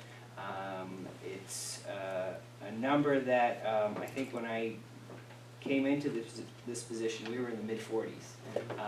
So we have really worked. Our goal is always and always will be 0 in that column, and we will try to get there. It is a number that fluctuates though too, because throughout the school year, there are a number of students that move in that are placed at an out-of-district program. And not knowing their needs when they come to us, we're trusting that they were placed there appropriately. So a lot of times they'll continue in that program, and then as we get to know them, we can make a recommendation. If we are able to educate them here, we will always make that recommendation. So I think just what Alan brought up before with the CTE, if a kid has to travel an hour and a half just for his education, I would assume it's the same with special ed, and It it's is, tough. and some of these very specialized programs are a little bit further. And it's a serious conversation with the parent about the distance and putting them on a bus for that long. I couldn't It's hard. imagine. Right. It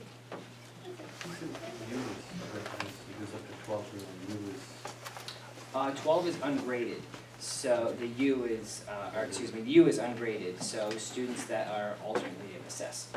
So in some of the reports, you'll see it as 13 and 14. That's half of the population that's being, yes, so There are students that the are needs are alternately such that assessed they that don't are. fall into a traditional grade system. Any other questions for our directors? Okay, thank you. We'll move on to personnel. Does anyone have an issue to take personnel from A through L? We can pull out any particular ones if you want. We do have some information this evening. They look pretty standard out on another room, so I don't have a problem moving them as a block. We have retirement, we have appointments, leave requests, resignations. We're good?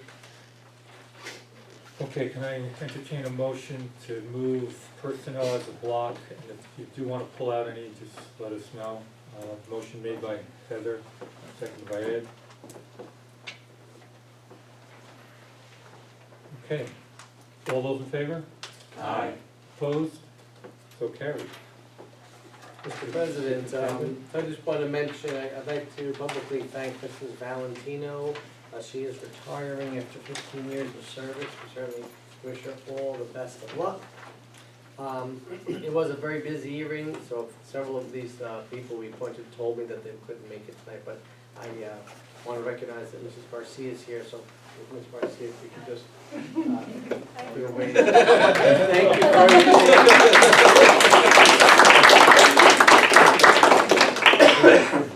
Thank you for all you do for our students. I know you'll continue to do an absolutely fabulous job in your new title. Thank you. That's everyone, yeah. Okay. I would like to just point out that part of our personnel appointments and vote this evening was the extension of our superintendent's contract. I just wanted to say on behalf of the board to our superintendent, I think just the vote of confidence moving your contract to, I believe it's 2024, that extension speaks volumes of the board's recommendation to extend your contract and our support and what you have done for this district in the short period of time that you've been here. I think is very much appreciated, and I think that's the support that the board has given you to move your contract forward to 2024. So on behalf of the board, we want to congratulate you on that, and we want to thank you for the hard work that you've done over the past almost 2 years. Yeah, 2 years. Thank you very much, Mr. Bruin, and the entire board, and certainly it's a team effort. So everything is done as a team. It's the board, it's with my immediate partners and administration and the faculty and staff. So it's a fabulous place to be at, and we're doing great things in this district, K through 12. Okay.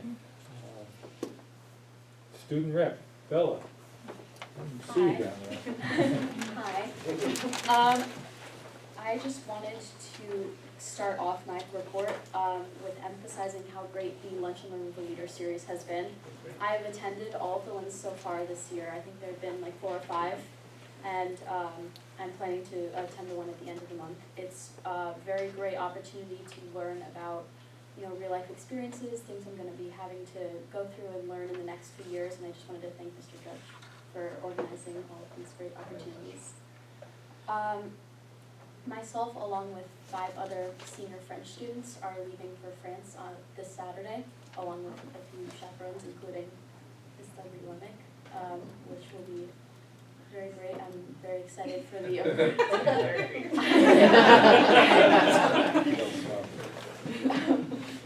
I'm very excited. I've been studying French for about 6 years, so it'll be a great immersion opportunity. Learning about culture. We'll be in France for about a week during Regents Week, so I will be very happy to report on that next month. And just district-wide, the band and choral concerts went well last month, and our holiday food drives were a success as per usual, helping our community in need. Any questions? Safe travels. Will you be going to Paris? Yes. They're actually gonna have a view of the Arc de Triomphe from Yeah. where they stay. Yes. Enjoy. Trying to cross the road to it. Yeah, no. Okay, any questions for Bill? Thank you, and enjoy your trip. Okay, under business and operation, budget transfer. Be it resolved, the Board of Education, upon the recommendation of the superintendent, approves the following budget transfers to the 2019-20 school year as presented to the board at this meeting. Budget number 5449 for $122,000. Can I have a motion, please? Mike, second by Camille. Discussion? All those in favor? Aye. Opposed? So carried. Federal Compliance Audit 2018-19, be it resolved, the Board of Education, upon the recommendation of the superintendent, acknowledges receipt of and accepts the Federal Compliance Audit reports of the district auditors Raymond G. Prusser, CPA, PC for school year 2018-2019. Can I have a motion, please? Motion by Tom, second by Mike. Discussion? All those in favor? Aye. Opposed? So carried.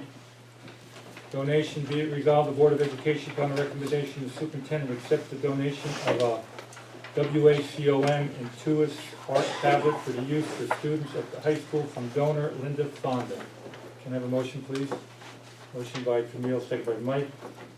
Discussion? Thank you to Linda Fonda. Yes. Any other discussion? All those in favor? Aye. Opposed? So carried.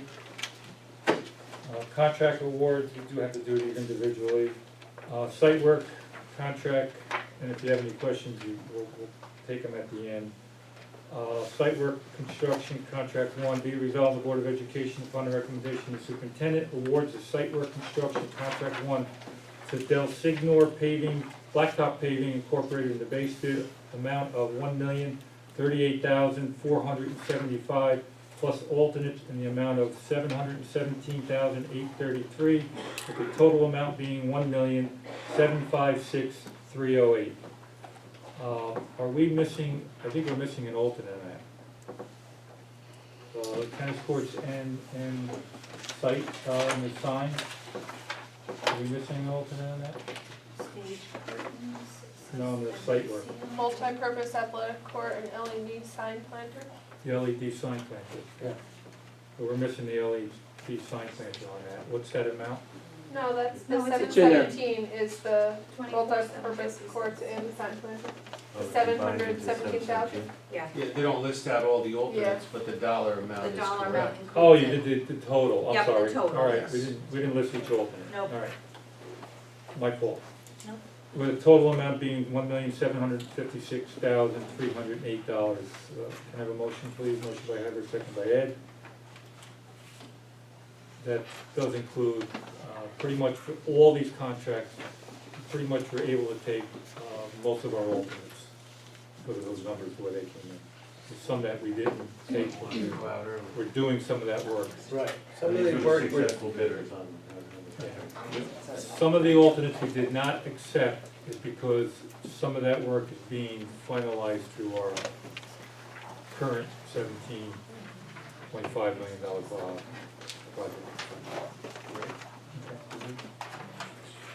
All right, all those in favor? Aye. Opposed, so carried. General construction work, contract 2, be resolved, the Board of Education upon the recommendation of superintendent awards the general construction contract work, contract 2, the Darlin Associates, Inc. in the base bid amount of $2,035,000, plus alternates in the amount of $377,000, with the total amount being $2,412,000. Can I have a motion, please? Motion by Ed, second by Heather. Discussion? All those in favor? Aye. Opposed? Yeah, can I just ask a quick question on that one? The ceiling, it says library ceiling canopies, where, or, yeah, canopies. Case the roof leaks, we got canopies. No. It's- Really? I don't know how I approve of that. Can I change? They're, I believe those are the soundproofing canopies? Yes, Okay. there's a configuration up there for sound deadening. Okay. It's like Thank you. clouds. Oh, we're changing the roof, it's not the old roof, that would leak, but the new one's not going to leak. Mechanical construction, contract 3. we didn't, did you vote? We did. Yes. We did. Yes. We just Yes. went back retro. to- All ayes. You got it. I got it. Yeah, Great. the vote, the question came out. Mechanical construction work, contract 3, be resolved, the Board of Education upon the recommendation of the superintendent awards the mechanical construction contract, contract 3 to CB Strain, a division of Dynamic Systems, Inc. in the base bid amount of $1,274,300, plus alternates in the amount of $287,400, with the total amount being $1,561,700. Can I have a motion, please? Motion by Mike, second by Ed. Discussion? All those in favor? Aye. Opposed, so carried. Electric construction work, contract 5, be resolved, the Board of Education, upon the recommendation of the superintendent, awards the electric construction work, contract 5, to Hudson Valley Electrical Construction and Maintenance, Inc., in the base bid amount of $394,445, plus alternates in the amount of $56,222, with the total amount being $450,667. Can I have a motion, please? Motion by Tom, second by Mike. Discussion? All those in favor? Opposed? So carried.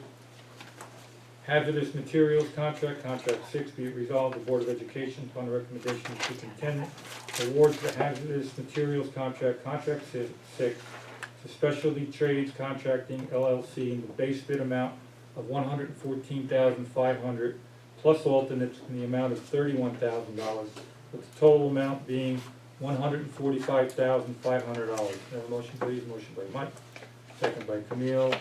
Discussion? Just a comment, that's a very low amount when it comes to hazardous material removal, so that's good to see. Yes, because we've been proactive in abating most of the asbestos in our project, in our schools from way back when. All those in favor? Aye. Opposed? So carried. Okay, review of tax cap.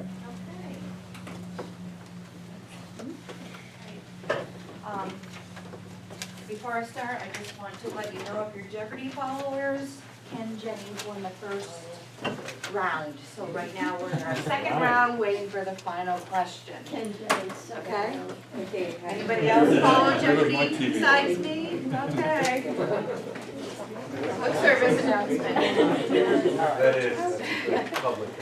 Brief, very brief, update on the property tax cap. And our mission statement, you'll see that with every budget presentation. Just, as you know, it's now in its 9th year. It's based on several factors. These are the factors we know right now. The tax-based growth factor for Highland, it's specific for Highland, is 1.0163. Why is that important? Highland is the only community in Ulster County that reflected an increase from the prior year. Everybody else stayed flat or went down. So yay for Highland, we're doing great things. The second one is payment in lieu of taxes. The third key component is the allowable growth factor, you know, the 2%. For 2021, we just found out today, it's 1.81%. That's much better than what we anticipated in October, November, December.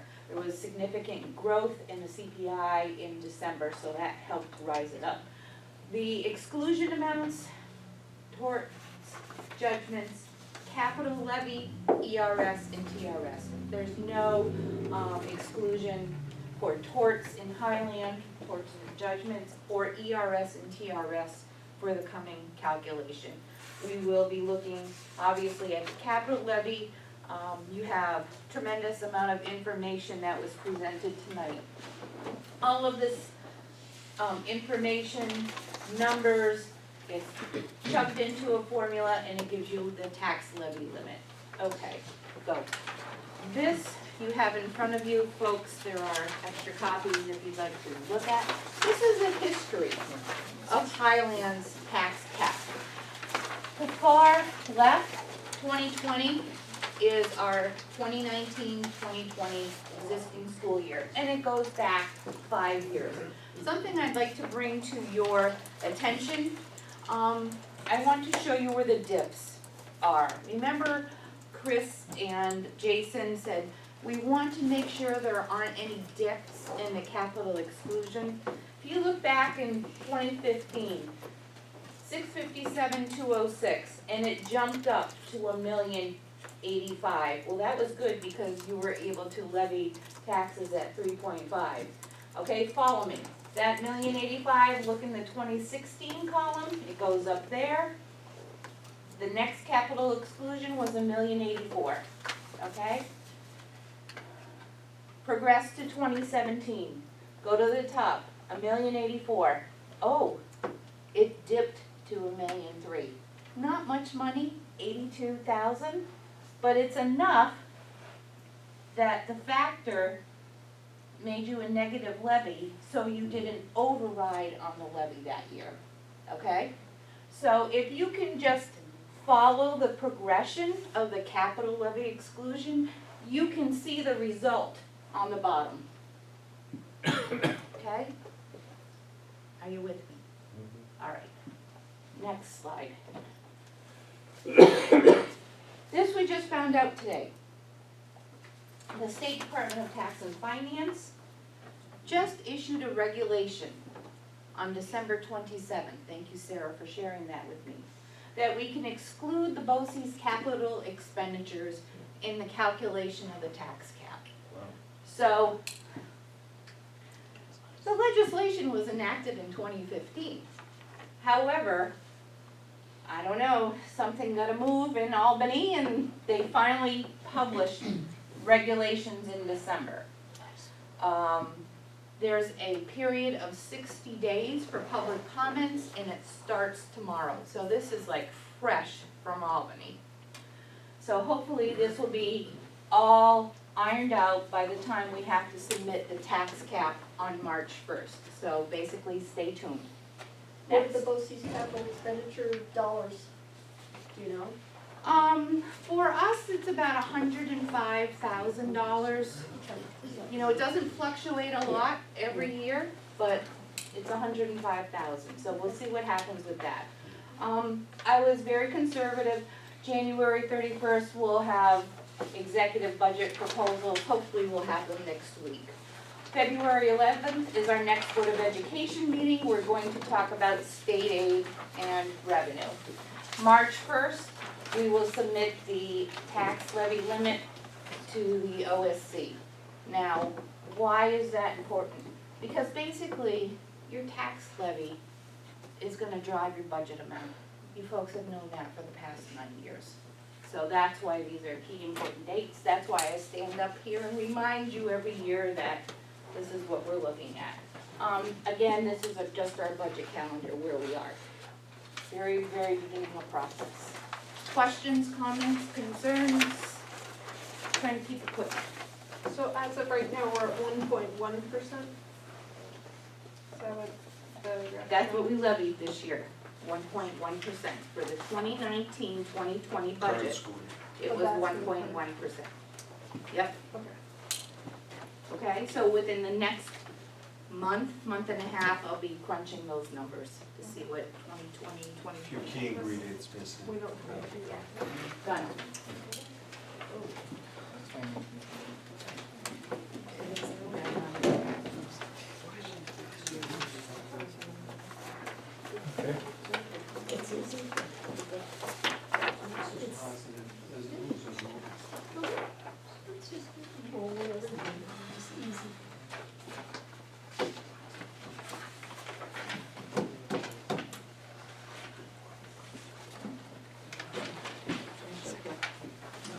Okay. I know you're round two. Okay, sorry. Yes, this is round two, and we're here early this year. And I'd like to thank Pete and Kathy for their assistance with this, me cracking the whip and saying, come on, we gotta get this plan done, it's done. So, we're happy to be here early Yes. this year. Our numbers are firm, we're very confident with what we have to propose to you this evening. Okay, as we have done in prior years, this is the history of the bus replacement in Highland. I just update it every year for you. As you can see, we've been trying to keep it around $600,000, $500,000 for the past 3 years. Okay? So what are we going to ask the voters for, or ask you to consider a resolution in February? Based upon a conversation with Transportation and Mr. Miller, it's recommended that the district look at 2 65-passenger buses and 3 30-passenger buses. This would include all of the safety equipment, the video cameras, the radios. The total for the proposition for just the buses is approximately $450,000. And would you folks like to add any comments to that? Okay, good? We feel comfortable and confident with the number of buses that we're recommending? Yes. Are we going to be selling any buses or retiring any buses with the addition of these buses? Yes. Yes. Yes. So, one. So, in February, next page, in February, this proposition, or this resolution will be placed on the February 11th agenda for you to consider. If you have any questions, if you want more information, please let Mr. Bon Jovi know, and Mr. Miller and Ms. McClough and myself, we will do some research and answer your questions.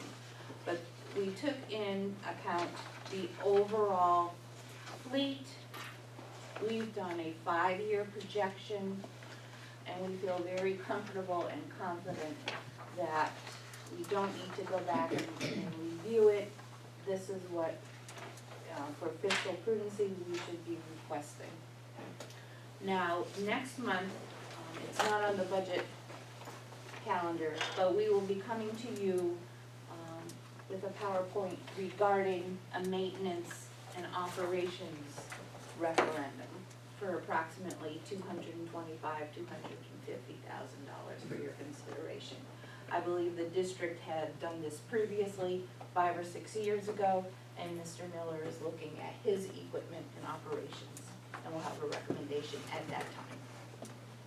Would a Okay. portion of those be subsidized by the state government as well? The buses, Or the equipment for the, the transportation is currently aided approximately 60%, so they should be fully aided at 60 with a net local cost of about 40% on that. is there any cost of the maintenance and operation, or that just come strictly from? That is not aided at all. Not at all. However, it does play into the capital exclusion piece of the tax cap calculation. Oh, okay, great. Yeah. Yep, there's, yes, exactly. It's not much, if you take $250 divided by 5, you know, you've got $50,000 a year, well, 50,000 is 50,000. Yeah, what we've learned in the past is every little bit helps, Yep. those budget We will take discussions. it. So just so you know that we're doing some financial planning with O&M regarding that.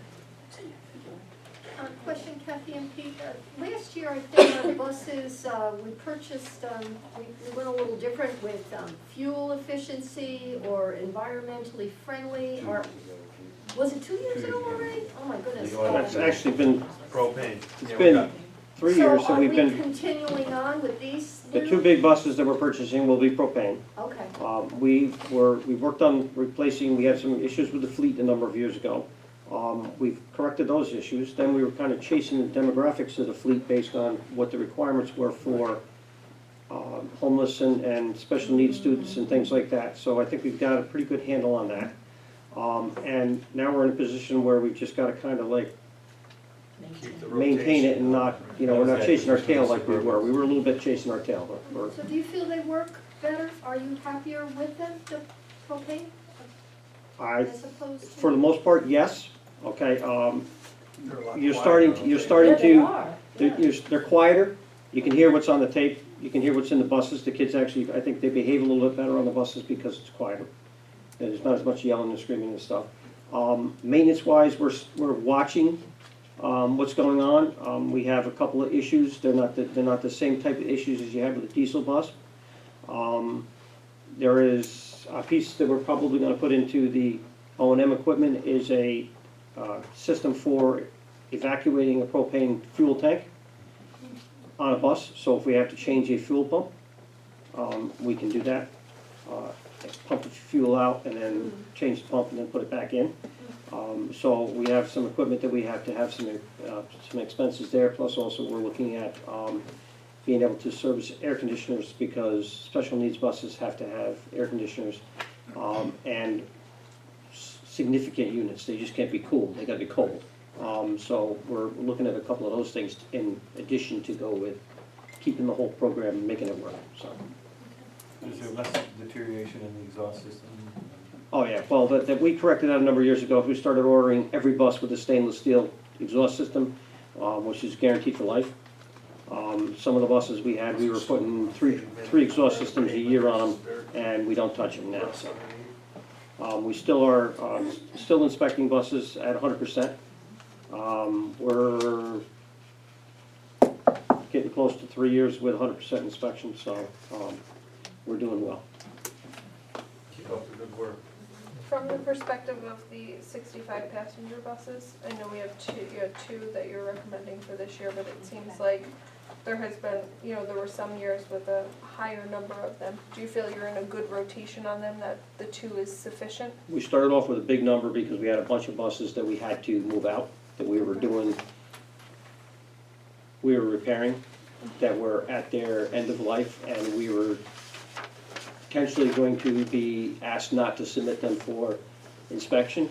So that's why back a number of years ago, we bought like 7 65 passenger buses. That was because we had to play catch up with the fleet to get it to the condition that it's in, so. Okay.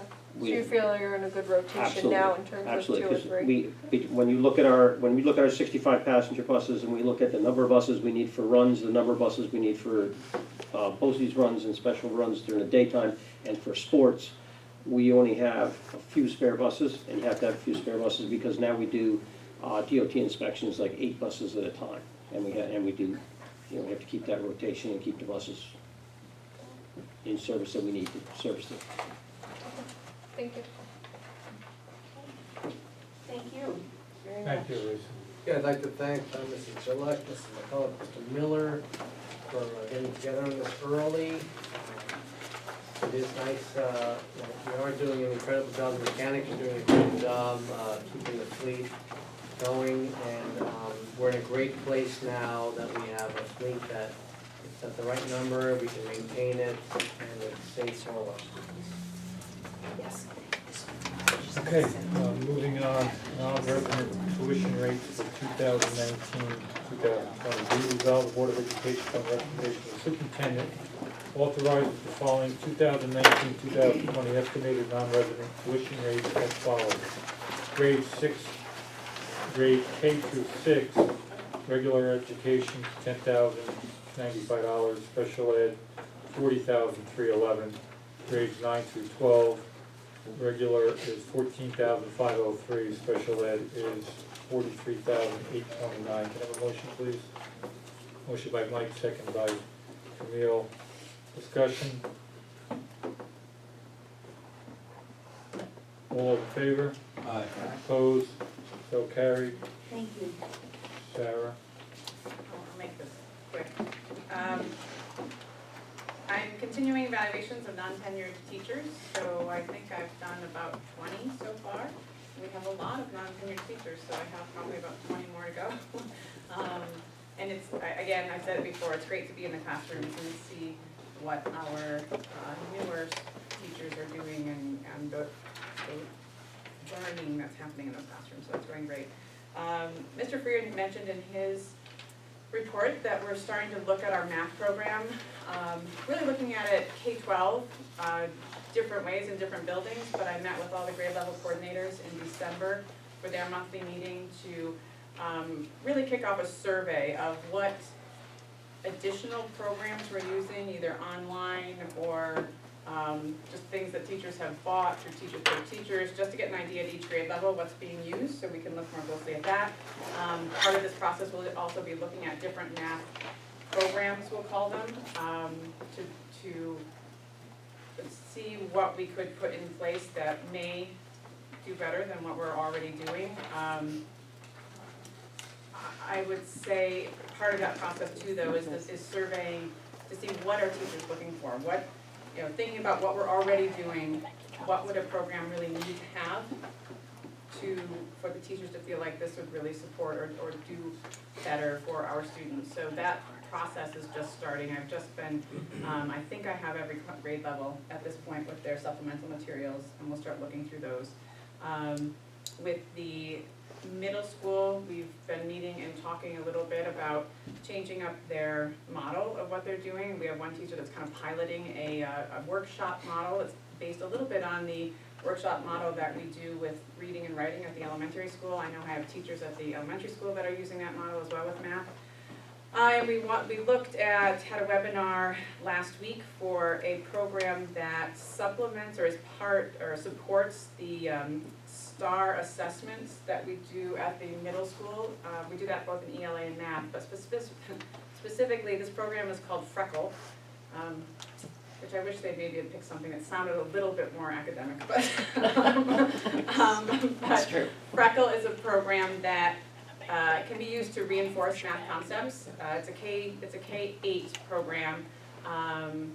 We're looking at it K-8 at the 6th through 8th grade level because we use the STAR assessments. That information from the STAR assessment, which we give 3 times a year, can be directly loaded into the Freckle program and individualized to the needs of the student, depending on where they might be in math. And it has a decent interface.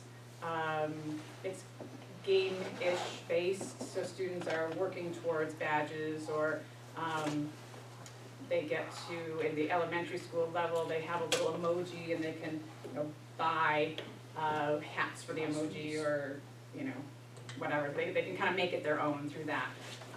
It was just an initial look at that program, so I'm not saying we're getting it yet. We want to do a little bit more work. We're reaching out to a couple other districts in the county that are using it to see what teachers and administrators, what feelings they have about that. We have 2 teachers that are actually using it for At the a middle couple school. weeks. Yes, at the middle school, we started, because we have a STAR assessment already in place there. So part of the conversation at the elementary school is also thinking about the STAR assessment as a benchmark. But that's still a discussion at this point. And then I will be meeting with Mr. Zimmer with our high school math program the last week in January for their department meeting to really look at our Algebra 1 program at the high school, to think about how we can better serve our students to get that foundational baseline high school math program for more of our students to be successful in it. So we're going to be looking at that as a whole department, and really make sure we have a common goal for our students as they move through our math program at the high school. So we're fairly successful overall when you look at our graduation rate, when you look at our region's results, that kind of thing. But I think there's work that we can do that will not only help our math students, but also help in science and other areas, of course, because problem solving is such a big part of math. So that's what we're working on with math. And then the last thing, Lisa mentioned in her presentation that we always mention our mission statement that I'm so proud that we created as a whole school community. At our last instructional council meeting, which was just last week, and the instructional council is once a month. I bring together all of our grade level coordinators and department chairs, and we did a little survey of our mission statement. And looking at each of the different aspects of the mission statement, I broke it down into 6 different areas: safe and caring environment, inspiring students, making connections, thinking critically, becoming global citizens, and creating legacy/community pride. And I had the teachers list things that they thought fit into each of those areas, but also to rate how we were doing in each of these different areas. What did they think we were doing really, really well? What were areas that we thought, not that we were doing poorly on, but what could we do better? And that was just an interesting, again, it was very anecdotal, but across the board, I would say safe and caring environment was the area that most teachers felt we were excelling in. And that made me happy, because that certainly has been an area that we've been promoting, and our students, it's going to be more difficult for them to learn if they don't feel safe and they don't feel like they're in a caring environment. The area that I thought was most interesting, and there was some discussion about, the one we could really focus on and do better, but global citizenship. Really, I don't think we have a good understanding across the district of what that means. So we'll be doing some work on, what does it mean to be a global citizen, and what are our expectations in that area. You heard the P-TECH program and BOCES in general talking about global competencies. What are global competencies? Where do we want our students to be able to go and do?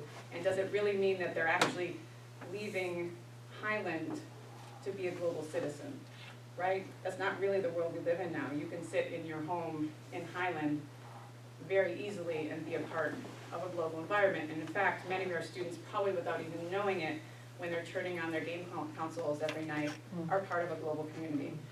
So, what kind of responsibility comes with that?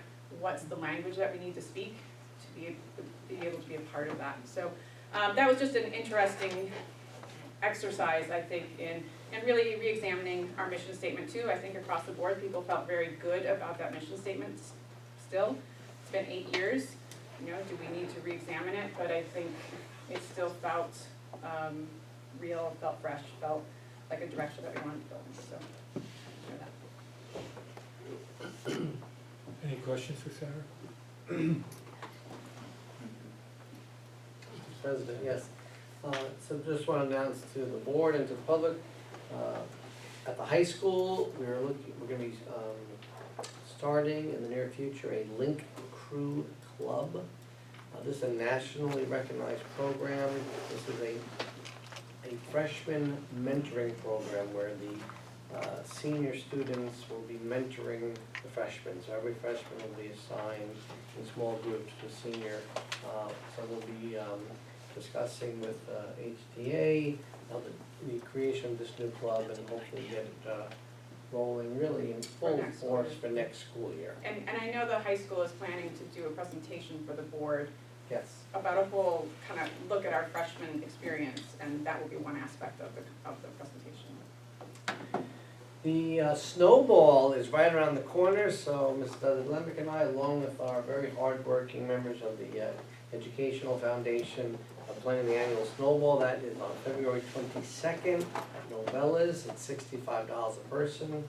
This year, the foundation is going to be donating 2 water refill stations, so kind of like the fancy water fountains where you can also fill up a water bottle. So there'll be 2 for each building, And then they're gonna donate a water bottle to every single student in the district.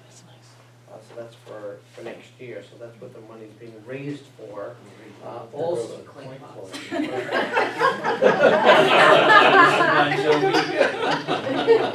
Also, at the Stovall, as we did last year, it'll be the second induction of the Highland Alumni Hall of Fame. So this year, being inducted posthumously is Michael Arenas. As many of you know, Michael served in the Army in both Korea and Iraq. He was killed in action in Iraq.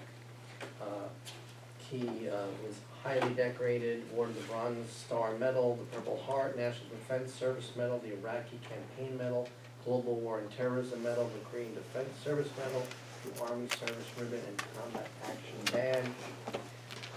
Since his death, I know that his family's established a foundation and a scholarship, so they've been very active. He's still having such a positive impact on this community. And we're proud to induct Michael. The second inductee is Charlie Busick. Many of you know Mr. Busick. He has just, his list of accomplishments is just amazing. He served in the Korean conflict. As you know, he was a health teacher, PE teacher, and director of athletics here in Highland for many, many years. He's a longtime coach, a 31-year career coach here in Highland. He was served on the town of Lloyd Recreation, director of the Little League, baseball, softball. He helped launch Tony Williams Park. He served for 22 years in the Ulster County Legislature.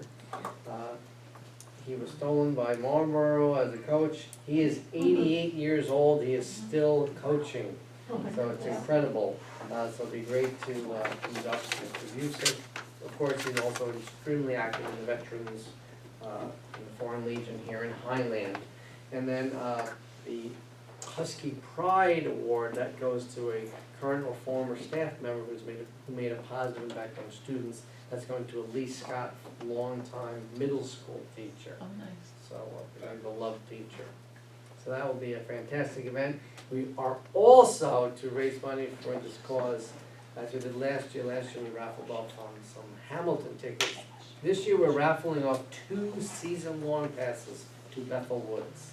So that includes the chair. That's for every single concert at Bethel Woods. We're only selling 250 tickets total. They are $30 for one, $50 for two. If you win, really just attending one concert, you've already paid for it.